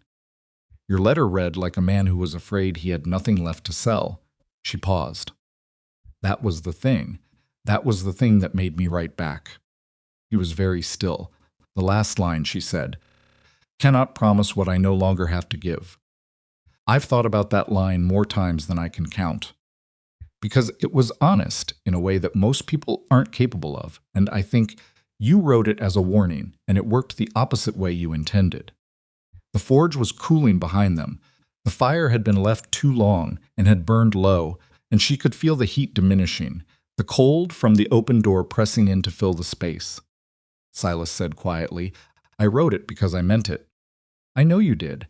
I didn't think I was capable of." He stopped. She waited. "After a certain amount of time living the way I was living, you start to believe the inventory you've taken of yourself. And the inventory I had was reduced. 11 years of a reduced inventory." "What does that mean?" "It means I stopped thinking of myself as someone who had things to offer that were worth being chosen for." He said the last 3 words like they cost him something to say. "I put the notice in the paper because I was tired of the loneliness, and I thought even if nobody answers, at least I tried. But I didn't actually believe anyone would, and then I answered." "And then you answered," a long silence. The wind moved down from the mountains with its low sound. "And I've been—" He stopped again. She could see him working at something, pulling at a knot he'd been trying to reach for a while. "I've been waiting, since you got here, waiting for the thing that happens next." "What thing?" He looked at her, his eyes, which were dark and direct, and one of the first things she'd noticed about him, the way they didn't move away, even when the rest of him was managing itself carefully, were open in a way she hadn't seen yet. "The thing where you understand what you actually agreed to," he said. "The reality of it, the reality of this town and this forge and the way things are here. Reality of—" He made a small motion with his hand that encompassed, she understood, his face, his scars, the whole 11-year weight of what those things had cost him. I've been waiting for the morning when you wake up, and the reality of all of it is more present than whatever it was that made you answer the notice. She looked at him for a long time. Silas, she said. That morning has happened. He went very still. It happened about 3 weeks after I got here, she said. It was a Tuesday. I woke up at 4 in the morning because the stove had run low and the kitchen was cold, and I was lying there in the cold thinking about Boston and Thomas and the boarding house room and everything I'd left, and I thought I could go back. I thought about that seriously, not because you'd done anything wrong, not because this was worse than I'd expected, just because it was 4 in the morning and the kitchen was cold and I was in Montana and things were hard. He was listening with his whole body, the way he listened when he was not managing himself at all, when he had simply stopped the management and was just present. And then I heard you, she said, in the forge. You'd been down there since before I woke up. It was 4 in the morning and you were in the forge working, and I lay there in the cold listening to it, and I thought that's a man who gets up every day and does the work. That's a man who's been doing the work for 11 years, alone. In a town that has given him very little reason to keep doing it, he gets up anyway. Every morning. And he does it. She paused, and I thought, that's the man I want to spend my life next to. The forge ticked and cooled. Outside, the December wind was steady and cold and absolute. Silas looked at her with an expression that had no management in it at all. I'm not easy to be around, he said, and it came out rough. Rougher than he'd intended, she thought, like something said too fast from the open place he'd arrived at. I know that. I close off. I go quiet for days sometimes. The forge is where I live, really, not up here. And I've got years of the way I've been living built into me, and I don't know how much of that comes out. I know. You know, but you haven't seen all of it yet. No, she said, but I'm not leaving, so I'll see it eventually. He looked at the floor, then back at her. Then he did something she had not seen him do once, not in all the months since she'd arrived. Not at the justice of the peace's office, and not at the kitchen table, and not in any of the careful, considered conversations they'd had in the evenings over the ledger or the bread or the long winter silences. He reached out and took her hand, not the formal handshake of their first meeting on the stage road, not the careful deliberateness of the ceremony. Just reached out and took her hand, the scarred fingers curling around hers with a grip that was not tentative at all, that was sure and warm and had the particular weight of something that had been decided. She held on. They stood there in the cooling forge with the door still open and the December cold coming in and the fire burning low behind them. And she felt the steadiness of his hand and thought about a 43-word notice and a 4-page letter and 800 miles on a stage and a tin cup of wildflowers and everything that had happened in between. After a while he said, I should bank the fire before it goes out. Go, she said, but he didn't let go of her hand for another moment. And then he did, and went back into the forge, and she heard the bellows and the particular sound of coal being moved and the fire coming back up, and she went back up the stairs to the kitchen, where the bread had finished baking and was sitting in the pan cooling, and she put it on the board and got plates down from the shelf and listened to the forge below her like she always did. The steady mechanical breath of it, the heartbeat inside the walls. Christmas came quietly. They did not make a production of it. Neither of them was given to productions. But Lenora had been putting aside small things for weeks quietly, without announcement, a length of good wool she'd found at the general store, in a color that matched the everyday practicality of the man who would use it. Some tobacco he'd mentioned once in passing that his father had preferred, and which she'd managed to locate through the postal order from Billings. A small journal with a leather cover that she wasn't entirely sure about, but bought because she had the impression of a man with more interior life than he had outlets for. She put them on the table on Christmas morning and didn't make a speech about them. He sat down and looked at them and picked up the tobacco first, and something moved in his face. Where did you find this? Billings, postal order. Ruth helped me with the supplier. He set it down with the careful deliberateness of a man handling something that has emotional weight he wasn't prepared for. He looked at the wool and the journal, and then back at the tobacco. "My father smoked this," he said, "after supper, every evening." "I know, you mentioned it once." He looked at her. "I mentioned it once. You said it in passing, about 3 weeks after I got here. We were talking about something else." She paused. I remembered. He was quiet for a long moment. "Then I didn't get you anything." "You showed me how the striker works on the clock so I don't freeze to death in the winter," she said. "Count that." He almost smiled. The scarring pulled at it, bent it sideways the way it bent everything. But it was there, unmistakable. "That's a very low bar," he said. "I'm practical," she said. "I don't need a high bar." He was quiet again. But it was the comfortable quiet now, the kind she'd been slowly accumulating with him, the kind that had no edge to it. Then he went and got something from the shelf in the back room and came back and set it on the table in front of her. It was iron, small she could hold it in her palm. An open book rendered in iron. The pages caught mid-turn, as though a wind had caught them. The detail in the individual pages so fine she couldn't understand how a hand and a hammer had made it. She picked it up. "I don't have much use for books in the forge," he said, looking at the table. "But you keep them in every room, I noticed that." She turned it over. The back of the iron book had letters worked into it, faint, the kind of lettering a man teaches himself over years with no instruction but patience. L. Are her initials, her new initials. She held it in both hands. She didn't say anything for a moment because she couldn't, quite, and she was not a woman who performed emotion she didn't feel, but she also wasn't going to perform the absence of emotion she did feel. "It's the best thing I own," she said finally, and she meant it. He looked up. "It took me about 40 tries to get the pages right." "Shows. In the best way." She set it down on the table between them and looked at it. 40 tries. The first 15 weren't worth keeping. The next 20 were almost right. The last 5, he looked at it. The last 5, I was afraid I was going to ruin it and have to start over. "But you didn't." "No." A pause. "I don't give up on things as easily as I used to think I did." She looked at him across the table. He was looking at the iron book. At the pages caught mid-turn.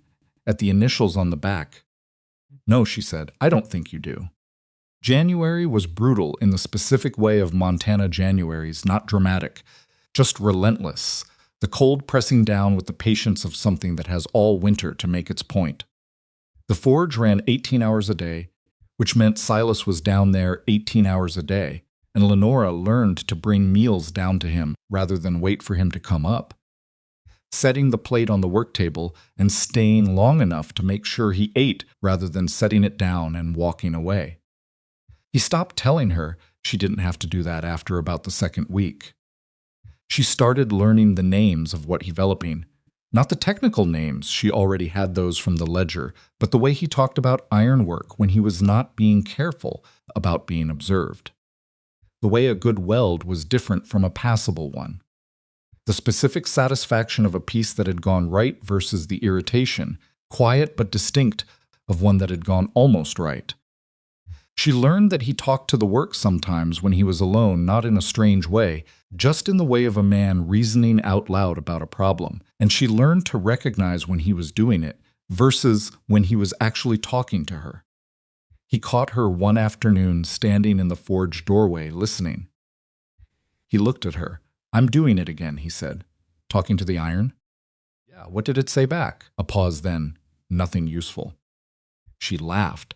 It came out sudden and genuine, the kind that catches you off guard, and she saw his face do the thing it did when she laughed, the sideways thing that was a smile trying to find its way out through terrain it hadn't mapped yet. "First time I've heard you laugh like that," he said. "I've laughed before, not like that." He turned back to the work. "You should do it more." She thought about that later, in the kitchen, in the way she thought about the things he said that arrived differently than he intended. "You should do it more," said simply, like an observation. Said by a man who had decided he was allowed to notice things and say them. She was making him brave. She hadn't understood until now that this was part of what was happening between them. Not her standing in front of him to absorb things she'd understood already that wasn't right. But her presence, her staying, her consistency of being exactly who she had said, she was in the letter this was doing something to him that she could measure not in big moments but in accumulations. The way water changes stone not by force but by persistence.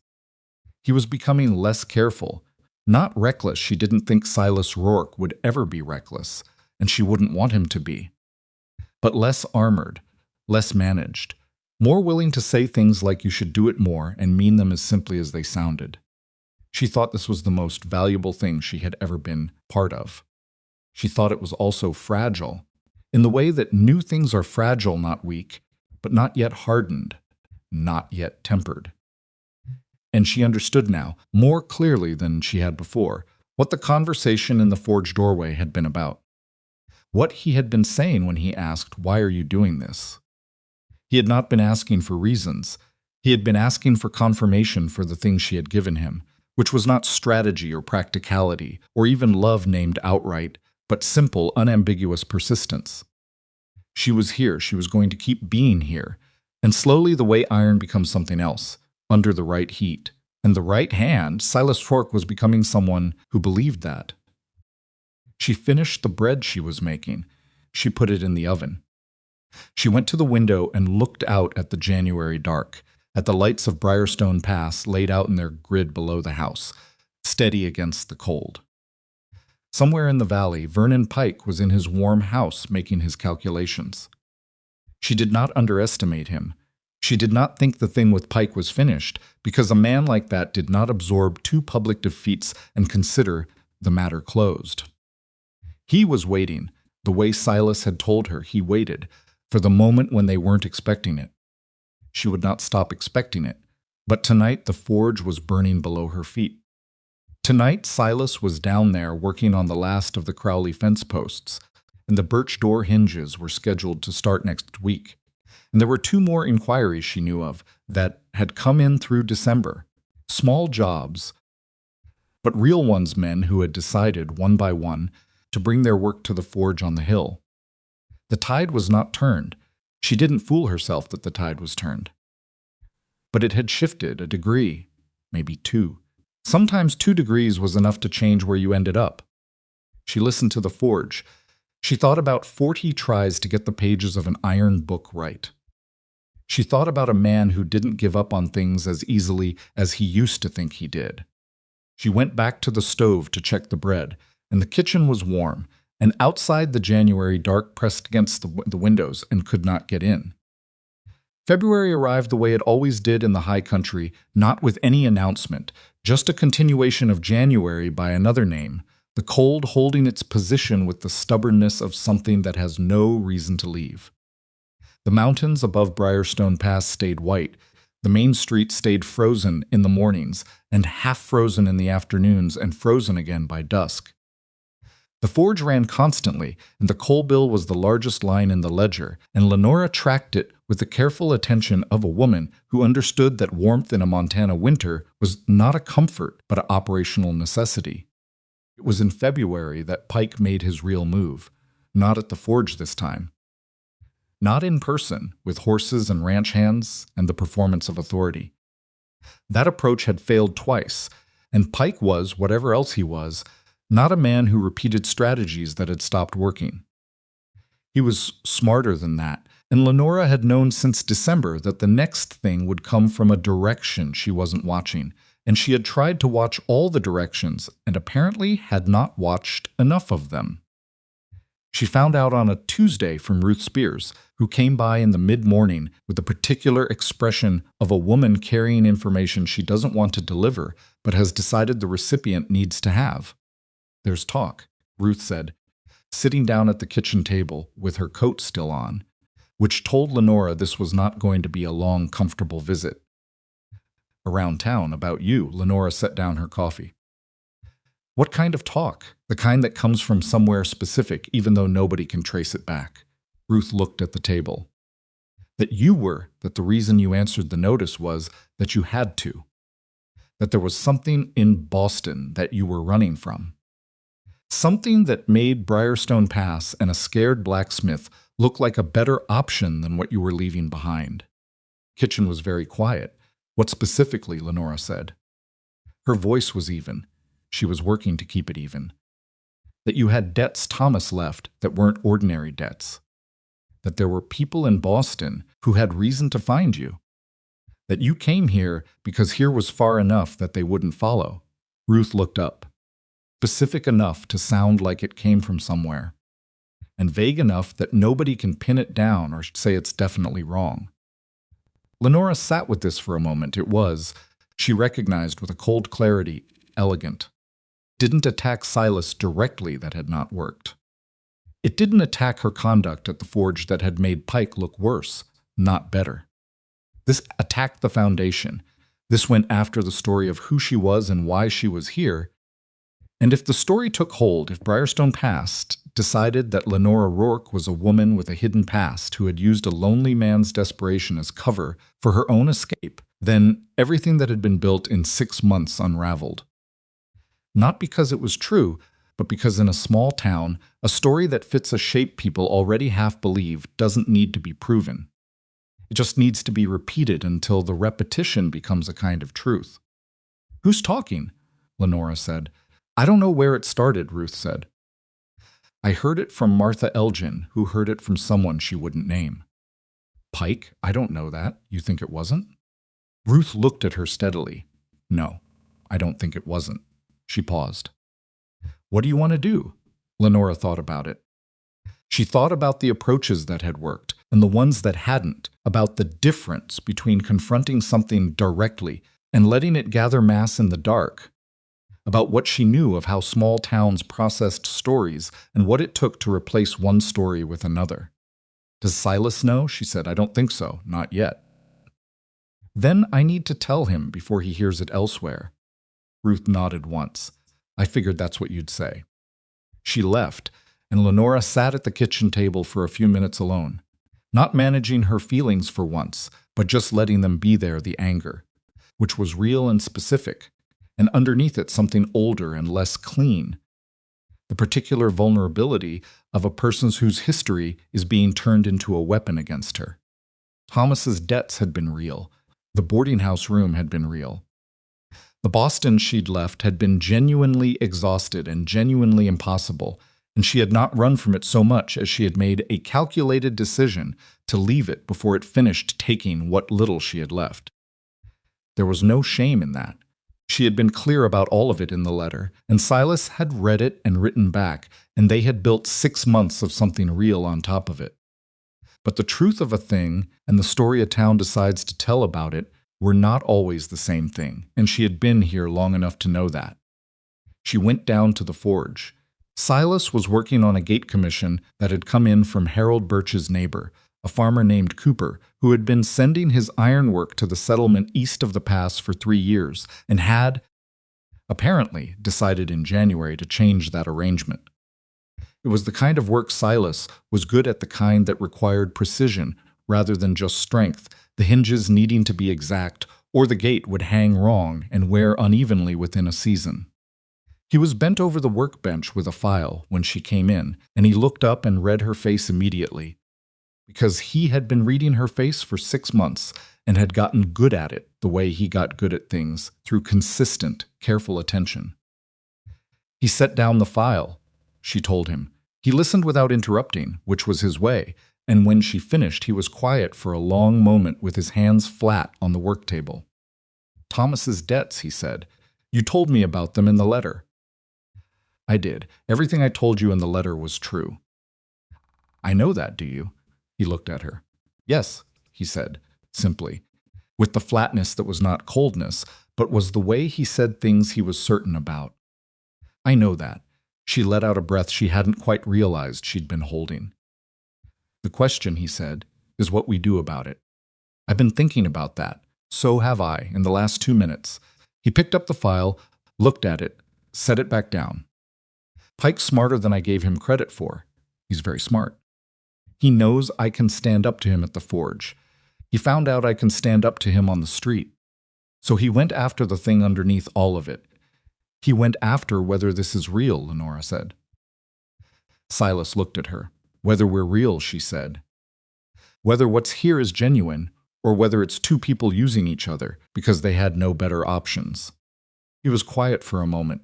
Then, what do people in this town know about us? Actually know from what they've seen? She thought about it. They know I came and didn't leave. They know what happened with Pike in November. They know you've been taking on more work, different work. They know Tessa comes here every Saturday, and you make her iron animals. She paused.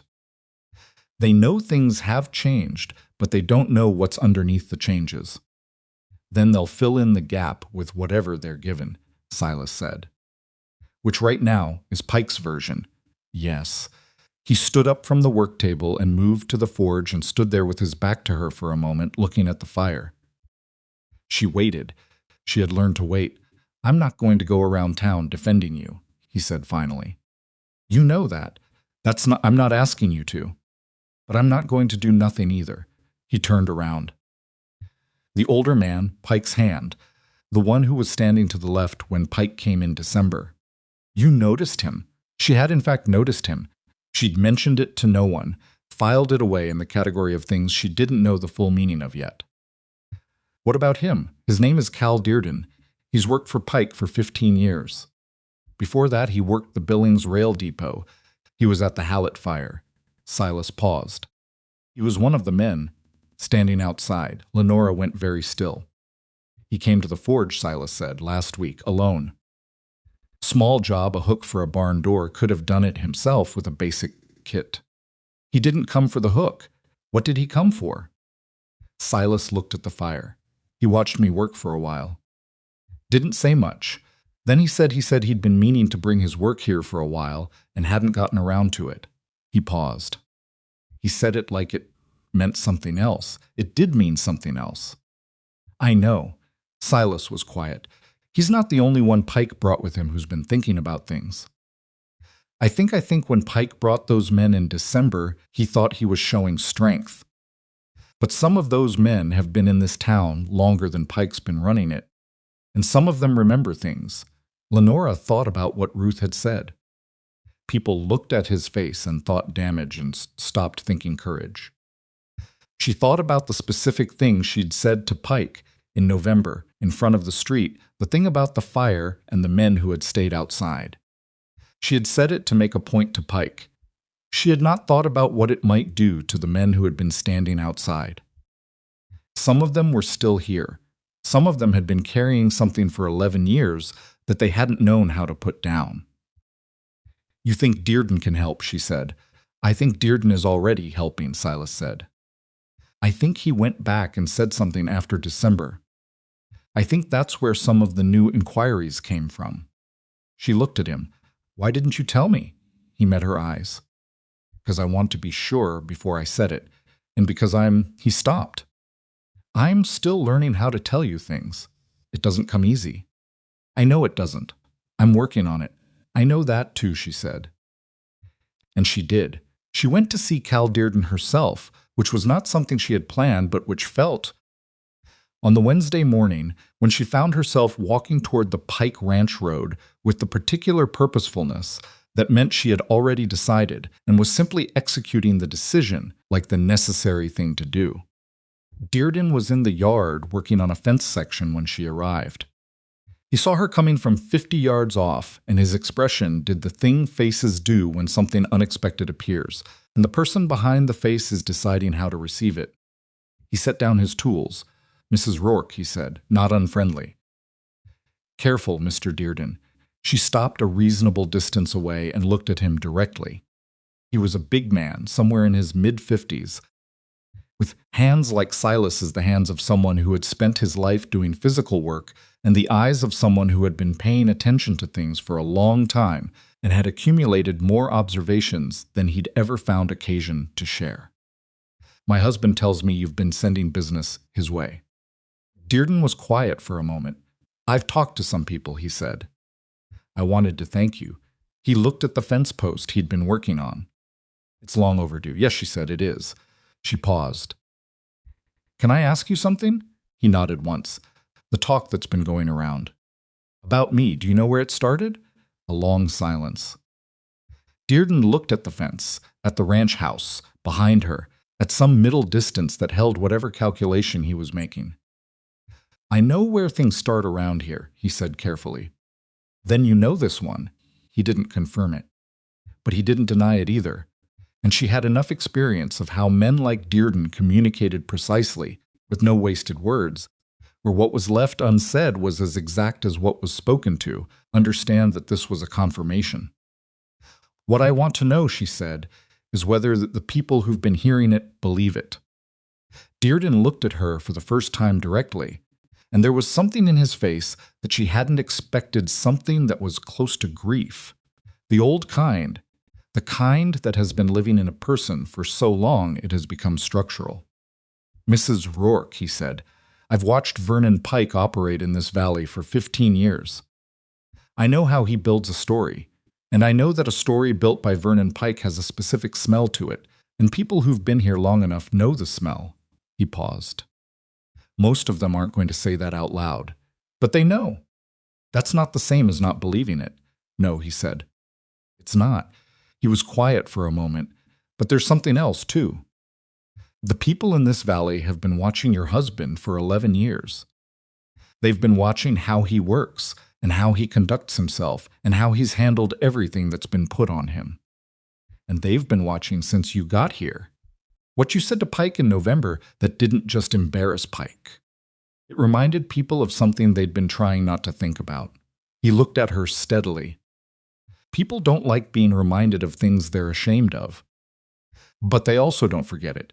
And when they have to choose between a story about you and the evidence of their own eyes, they mostly know which one to trust. Lenora thought about that. Mostly, she said. Mostly, he agreed. She thanked him and walked back to town and thought about shame and memory and the specific question of whether a community could decide to be different from what it had been, and whether that decision had to be announced or whether it could happen quietly, one small acknowledgement at a time. She didn't know the answer. She wasn't sure anyone did. The thing that changed it was not what she'd expected. It was Tessa Bell. And it happened on a Saturday in the middle of March, when the first tentative softening of the winter was becoming detectable in the air, not warmth exactly, but the promise of warmth. The cold holding, but with less conviction than it had in January. Tessa came to the forge as she always did, and she stayed for an hour as she always did, and when she left, she did not go home. She went to the general store where Martha Elgin was behind the counter and where 3 other women from town were doing their Saturday shopping, and Tessa Bell, who was 7 years old and had not been taught yet that certain things were not said in public, looked at Martha Elgin and said, Mrs. Elgin, why did you tell people that Mrs. Rourke was hiding from someone in Boston? The store went very quiet.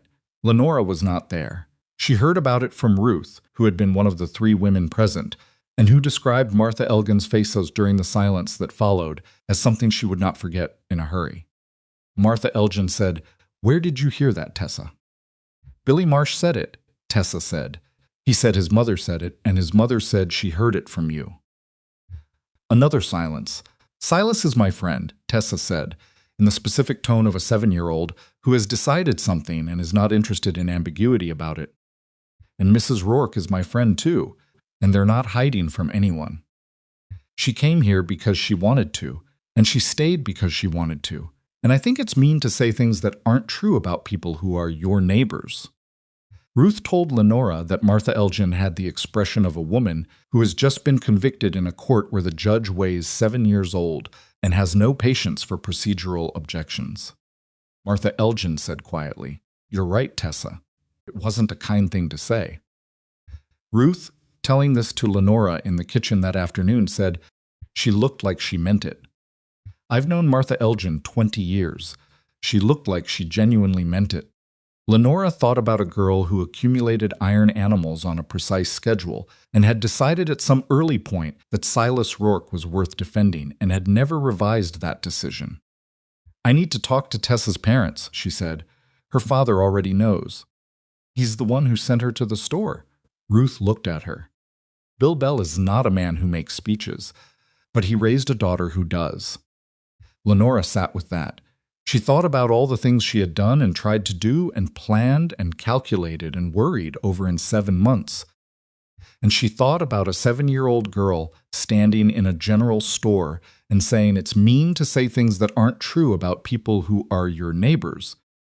And she thought that sometimes the complicated strategies and the careful navigation were necessary and right, and sometimes the whole thing came down to someone small saying the plain truth in a room where it needed to be heard.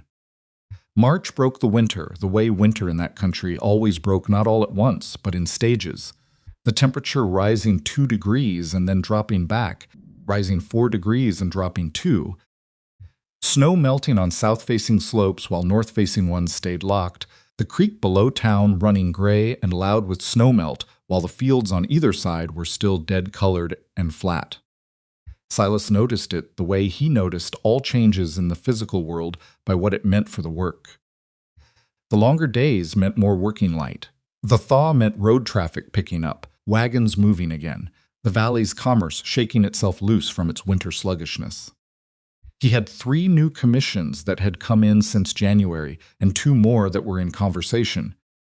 And the ledger that Lenora kept showed a picture that was not comfortable yet, but was moving in the direction of comfort more steadily than it had in years. And the town was different. Not transformed, she would not have used that word, would have resisted it as too large and too clean for what was actually happening. But different. Men who had previously conducted their business at the forge, with the efficiency of people completing a transaction they wanted done, quickly had started lingering. Not dramatically, not making a production of it, just staying an extra few minutes. Asking questions about the work that weren't strictly necessary for the business at hand. Jim Crowley had taken to stopping by on Tuesday mornings even when he had no commission pending, ostensibly to check on the fence post's progress, and actually, Lenora suspected, because he had decided he owed Silas something he didn't know how to pay directly and was paying it in the form of company. Cal Dearden came back for 3 more jobs after the barn hook, each one a genuine piece of work, the kind that took time and skill. He and Silas didn't talk much, they were similar in that way. Both men who communicated more comfortably through action than language, but she had seen them standing at the work table together, looking at a gate design with the ease of 2 men who have decided, without discussion, that they are no longer strangers. Martha Elgin had sent over a jar of preserves in late February with no note. Lenora had sent back a loaf of bread and no note, and they had not spoken about any of it, and somehow this had been exactly right. Vernon Pike had not returned to the forge. This did not mean he was finished. She still did not believe he was finished, but his silence had its own meaning, and the meaning she read in it was that he had made his moves and they had not worked. And now he was recalculating in the way that men with real power recalculate, not abandoning the goal but reassessing the method. She did not trust the silence. She kept the ledger carefully. She kept track of which ranchers were bringing their work where and watched for patterns that might indicate quiet pressure being applied. But the spring came anyway, and with it a town that was, degree by degree, changing its mind. It was an evening in late April, the first evening warm enough to stand outside without a coat, that Silas finally said the thing. They had been outside the forge he'd come up from work, and she'd come out to meet him, because the air that evening had something in it that made being inside feel wrong, that particular spring quality that insists on being noticed. They were standing at the edge of the yard that looked down over the town, the lights of it beginning to come on, one by one, in the blue dusk. He had been quiet for a while, not the managing silence. The other kind. Then he said, "I wrote that notice because I was tired of being alone." That was the whole of it. I wasn't I wasn't hoping for anything specific. I just thought if there was any chance at all of it not being just me, I had to at least try. She waited. I thought about who would answer something like that, he said. And I decided I told myself that whoever she was, she'd be someone who couldn't do better. Someone who'd run out of other options. And I thought that was all right. I thought if she needed somewhere to go, and I needed someone here, We could make something workable out of that. Something decent, even if it wasn't. He paused. Even if it wasn't what other people had. And instead, she said, and instead you showed up. He looked at the town below them. And you weren't someone who'd run out of options. Or maybe you were in the practical sense, but that wasn't why you came. I understood that inside the first week. What told you? The way you looked at things. He was quiet for a moment. You looked at this place like you were deciding whether you wanted it. Not like someone who had no choice but to take it. Like someone choosing. She thought about the stage journey, about the 3 weeks of travel and the nights in rough stations, and the morning she'd arrived at Briarstone Pass looking up and down the main street and taking her honest inventory. He was right. She had been choosing. She had been choosing every day of those 7 months, even on the Tuesday at 4 in the morning when the kitchen was cold and the choice had been harder. Choosing, she said, I know. He turned and looked at her, and in the fading light, his face was itself not the managed version, not the careful version, just his face. Scars and the rest of it together, the whole thing. I'm still not used to that. I don't think I'll be used to it for a long time. You don't have to be used to it, she said. You just have to believe it. He looked at her for a long moment. She could see him working toward something. The same something she'd been feeling him approach for weeks. Getting closer, and then pulling back, and then getting closer again. The way a man approaches a fire to see if it will burn him, and finds out each time that it won't, and still can't quite make himself believe it. I believe it, he said, and then quieter, I'm trying to believe it all the way. I know, there's a difference between the two. I know that, too. He reached out. He took her hand the way he had in the forge doorway in December, sure and warm, no tentativeness in it. And she held on, and they stood at the edge of the yard and looked out over Briarstone Pass in the April dusk, and neither of them said anything for a while. Then he said the Hallet fire. She waited. I've thought about that night a lot, over the years. Not in the way people might think. Not about the horses or the fire itself. About the moment before I went in. He paused. There was a moment where I knew it was going to hurt. Where I understood what going in was going to cost me. And I went in anyway, and I never regretted it. Even after, even with everything that came after, I never once regretted going in. She held his hand and listened. I thought about that in November, he said. When you said what you said to Pike, about the men who stayed outside, he paused. I've thought about what it meant that for 11 years I told myself the town's version of me was the accurate one. That I deserved less because I had less to offer. I let them set the price on me, same as I let Pike set the price on the ironwork. And I knew it was wrong, and I did it anyway, because the alternative was wanting something and not getting it. Which felt worse. It's not worse, she said. I know that now. He squeezed her hand, a brief, deliberate pressure. I know that now because you showed up and didn't leave. That's the evidence I had to have. I couldn't take it on faith. I needed the evidence. She thought about patience and about what kind of love requires it. Not the easy kind anyone could love easily, the kind that waited while a person gathered evidence. The kind that stayed visible and consistent until a man who had been told for 11 years that he was worth less than he was could look at 7 months of a woman making choices toward him daily and decide that the evidence was finally sufficient. She had loved Thomas. She had loved him honestly, with the love of 2 young people who had chosen each other when choosing felt simple. What she felt standing in an April dusk with Silas Rourke's hand in hers was different, not larger, not smaller, but different in the way that things earned are different from things given. Silas, she said. He looked at her. She reached up with her free hand and placed her palm against the right side of his face. He went absolutely still. She had wanted to do this for a long time and hadn't known how to do it without it being a performance of acceptance, which was the thing she had always refused to perform, because accepting something implies you had the option to reject it, and she had never considered rejecting this. She hadn't thought of it as something to accept. She'd thought of it as his face. The face of a man she had read a letter from and chosen and come 800 miles toward and spent 7 months building a life next to. His breath went uneven for just a moment. She held her hand still against his face, the palm warm against the scarred skin, and she felt him make the decision, felt it the way you feel a held breath release, a long braced muscle let go. He turned into her hand, not dramatically, just slightly. The way you turn towards something you have been standing very close to for a long time and have finally decided to stop resisting. "I've been waiting," he said, very quiet. "I know," she said. "So have I." They stood there in the last of the April light, and the town below them went on doing what it did, and the forge behind them ticked and cooled, and none of it was perfect, and none of it was over, because life is not those things, and she had never expected it to be. But it was real. What happened to Briarstone Pass after that was not a dramatic conversion. There was no single moment when the town gathered and admitted its failures and made solemn promises and changed. It didn't work like that. It worked the way Silas had said the forge worked once, when Tessa asked him how a rough iron bar became a gate hinge slowly, under sustained heat, shaped by repeated contact with something harder than itself.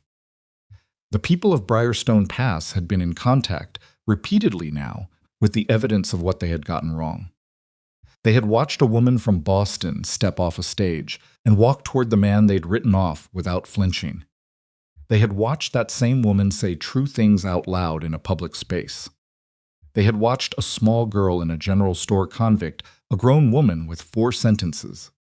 They had watched Silas Rourke stand in his forge doorway and tell Vernon Pike that his price was his price, without accommodation, without the downward shift of the head. These things had accumulated, not into transformation, but into a slow, collective readjustment, the kind that is hard to point to directly, but shows up in the aggregate of small behaviors. Men who greeted Silas on the street now looked at him rather than past him. Women who had previously steered their children away had stopped steering. The specific quality of attention Briarstone Pass paid Silas Rourke had changed its texture, the way a room changes when a window is opened that's been stuck shut for years. Vernon Pike did not disappear from the valley. He was too embedded for that.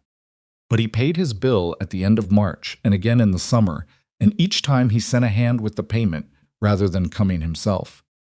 The attempt to start talk about Lenora had burned without catching, partly because Cal Dearden had apparently said something to several people that she was never told directly, but whose effect she could measure, and partly because Martha Elgin had quietly corrected the record in the spaces where she had contributed to spreading it, and partly because by spring, the people of Briarstone Pass had enough months of contrary evidence that a story requiring them to believe Lenora Rourke was hiding something had to fight uphill against what they had seen with their own eyes. Pike was not humbled. She did not expect him to be humbled. He was a man of a particular kind, and men of that kind did not reform, they adapted. He had adapted to a situation where the blacksmith on the hill was no longer operating from a position of manufactured weakness, and he had made the calculation that continued aggressive pursuit was costing him more than it was worth. It was not virtue, it was arithmetic, but the result for practical purposes was that he stopped. Tessabelle turned 8 in the summer and requested a specific iron animal for her birthday, a bear, which Silas had not yet made. He spent 3 evenings working out the design and made her a bear that was better than anything he'd made before, and she received it with the gravity of a child who understands that something has been made with real care. And she said it was the best one in the collection. And Silas said she said that about all of them. And she said that was because each new one was always the best one. Which was, Lenora thought, the correct way to understand progress. Bill Bell came to the forge in May to commission a set of iron brackets for a building addition. And when the work was done and the bill was paid, he shook Silas's hand and said, "My daughter talks about you like you hung the moon." And Silas said, "She's going to be formidable when she grows up," and Bill Bell said, "Already is." And there was a moment between the 2 men that Lenora, watching from the doorway, recognized as the beginning of what would become, over years, an actual friendship. These things added up, not into the life she'd imagined in Boston, but the life she'd imagined in Boston had been made of very little, of a widow's desperate calculation about what was still possible. This life was made of real things: the iron book on the shelf, the clock with the striker that kept her from freezing, the bread she made, and the conversations over the ledger, and the evenings outside watching the town come to light in the dusk. The slow, unmistakable, imperfect fact of two people who had found each other through 43 words and 4 pages and 800 miles of distance, and had decided daily to stay. There is a thing that happens to people who survive the loss of everything they had planned on. They either close into the loss and let it become their permanent address, or they find, somewhere in the wreckage, something they hadn't planned on that turns out to be worth more than the plan. Silas Rourke had survived a fire and let the fire become his permanent address for 11 years. He had let the town's story about him become his story about himself, had accepted the reduced inventory, had stopped expecting anything because expectation was a thing that could be disappointed, and he had been disappointed enough. Lenora Whitcomb had survived a different kind of loss, the slow erosion of a life that had not turned out the way she'd intended, the poverty and the grief and the dwindling sense of what was still possible. She had answered a 43-word notice from a man in Montana, not because she was desperate enough to accept whatever was offered, but because something in those 43 words had sounded, across all that distance, like the truth. The truth was not always comfortable. The truth was a man who went quiet for days and communicated primarily in small gestures and needed to be given evidence before he could believe things. The truth was a woman who reorganized your pantry and challenged your worst enemy publicly and said things plainly when they needed to be said and held on when holding on was the only instrument she had. None of it was easy. Ease was not the thing. The thing was this: a man who had been told for 11 years what he was worth had been shown, by the daily accumulation of a woman's choosing, that the town had been wrong. And knowing the town was wrong, he had been able to rebuild the internal inventory from something more accurate. Not perfect, he was not a man who would ever be easy in the world, would always carry some of the weight of what those 11 years had done to him. But the carrying of it changed, the way the carrying of anything changes when you're not carrying it alone. And a woman who had been afraid, without quite naming the fear, that loss had permanently limited what was available to her, that the boarding house room and the debts and the loneliness were the final shape of her life, had found out that she was wrong too. That she was someone who could build a thing, that the building was worth doing. This was the lesson. There was one, and Lenora was not sure she believed in lessons exactly, but she believed in this. The story other people tell about you has exactly as much power as you give it. Not none, she was not naive enough to think that stories were powerless. She had watched how much damage a story could do, and how hard it was to replace one with another. But not absolute either, not permanent, not the final word. The final word belonged to the person living the life.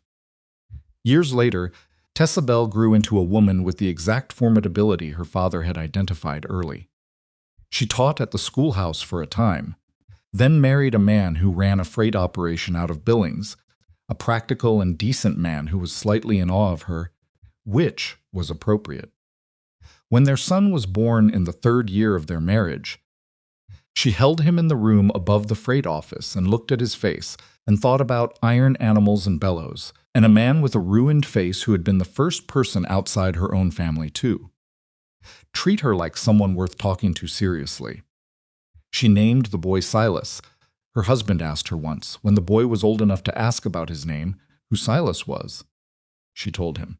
She told him the whole of it, the notice, the arrival, the forge, Vernon Pike in November, and the Iron Book, and the way a town can be wrong about a person for long enough that the wrongness becomes invisible.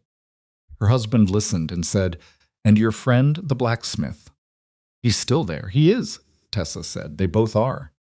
She visited with young Silas that fall, and Silas Rourke, who was older now and moved more slowly but whose hands were still steady, made the boy a small iron horse from scrap, the way he had made everything with full attention. unhurried, making it right rather than making it fast. The boy accepted it with the seriousness appropriate to receiving something made with care, and Tessa watched this and thought about time and what it did and didn't change. Lenora and Silas remained in the house above the forge.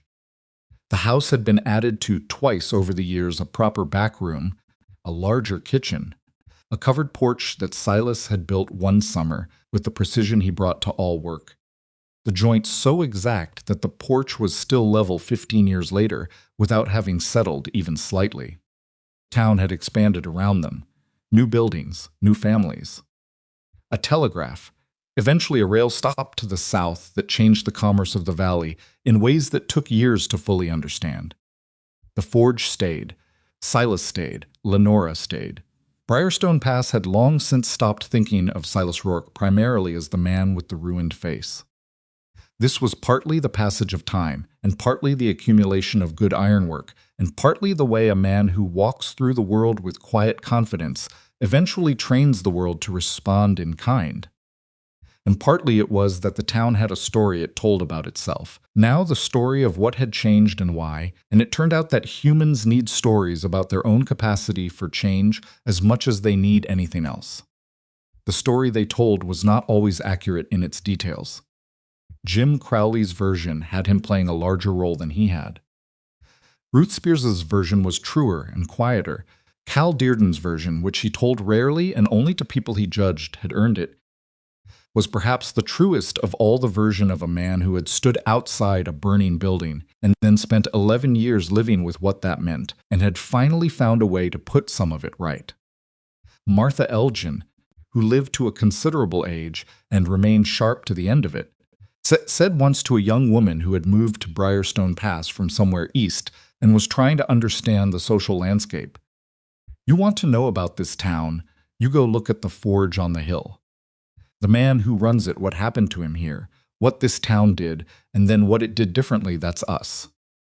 The whole of us, good and bad." The young woman asked what they'd done. Martha Elgin looked at her for a moment. "We decided a man's worth based on his face," she said.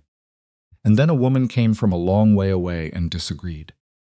And she was right, and the honest ones among us had to decide what to do with that. She didn't say what they'd done with it.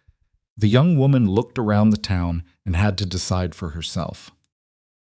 One autumn evening, late in the season, Lenora sat on the covered porch with her hands around a cup and watched the light going gold over the mountains.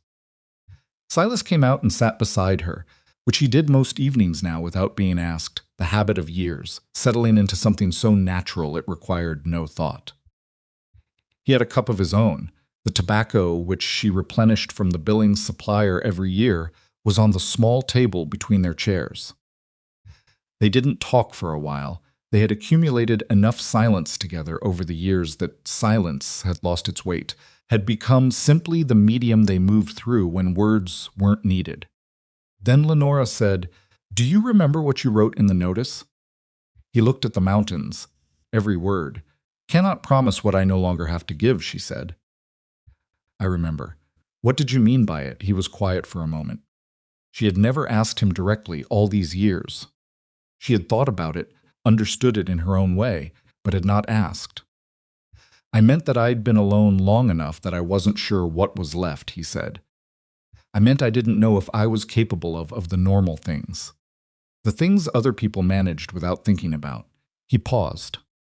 Being with someone, being known by someone, letting that be real. And he looked at her then. The porch light was warm and the evening was cool, and his face, which she had long since stopped seeing as anything other than his face, was the face she had been looking at for all these years and intended to keep looking at. "I was wrong," he said. "There was more left than I knew." She reached out and took his hand, the way she had reached for it many times over many years, and he held it the way he always did, sure and warm, no tentativeness, the grip of a man who had made his decision and was not revising it. "There usually is," she said. The light moved across the mountains, and the town below them settled into its evening, and the forge behind them was quiet for the night. And they sat together on the porch in the way of people who have built something real out of difficult materials, and know the value of what they have because they remember what it cost to make it. The notice had been 43 words. What it had started was considerably more than that, and considerably less reducible to words. But the words had been enough. 43 of them, written at 2 in the morning by a man who had stopped expecting an answer, had been exactly enough.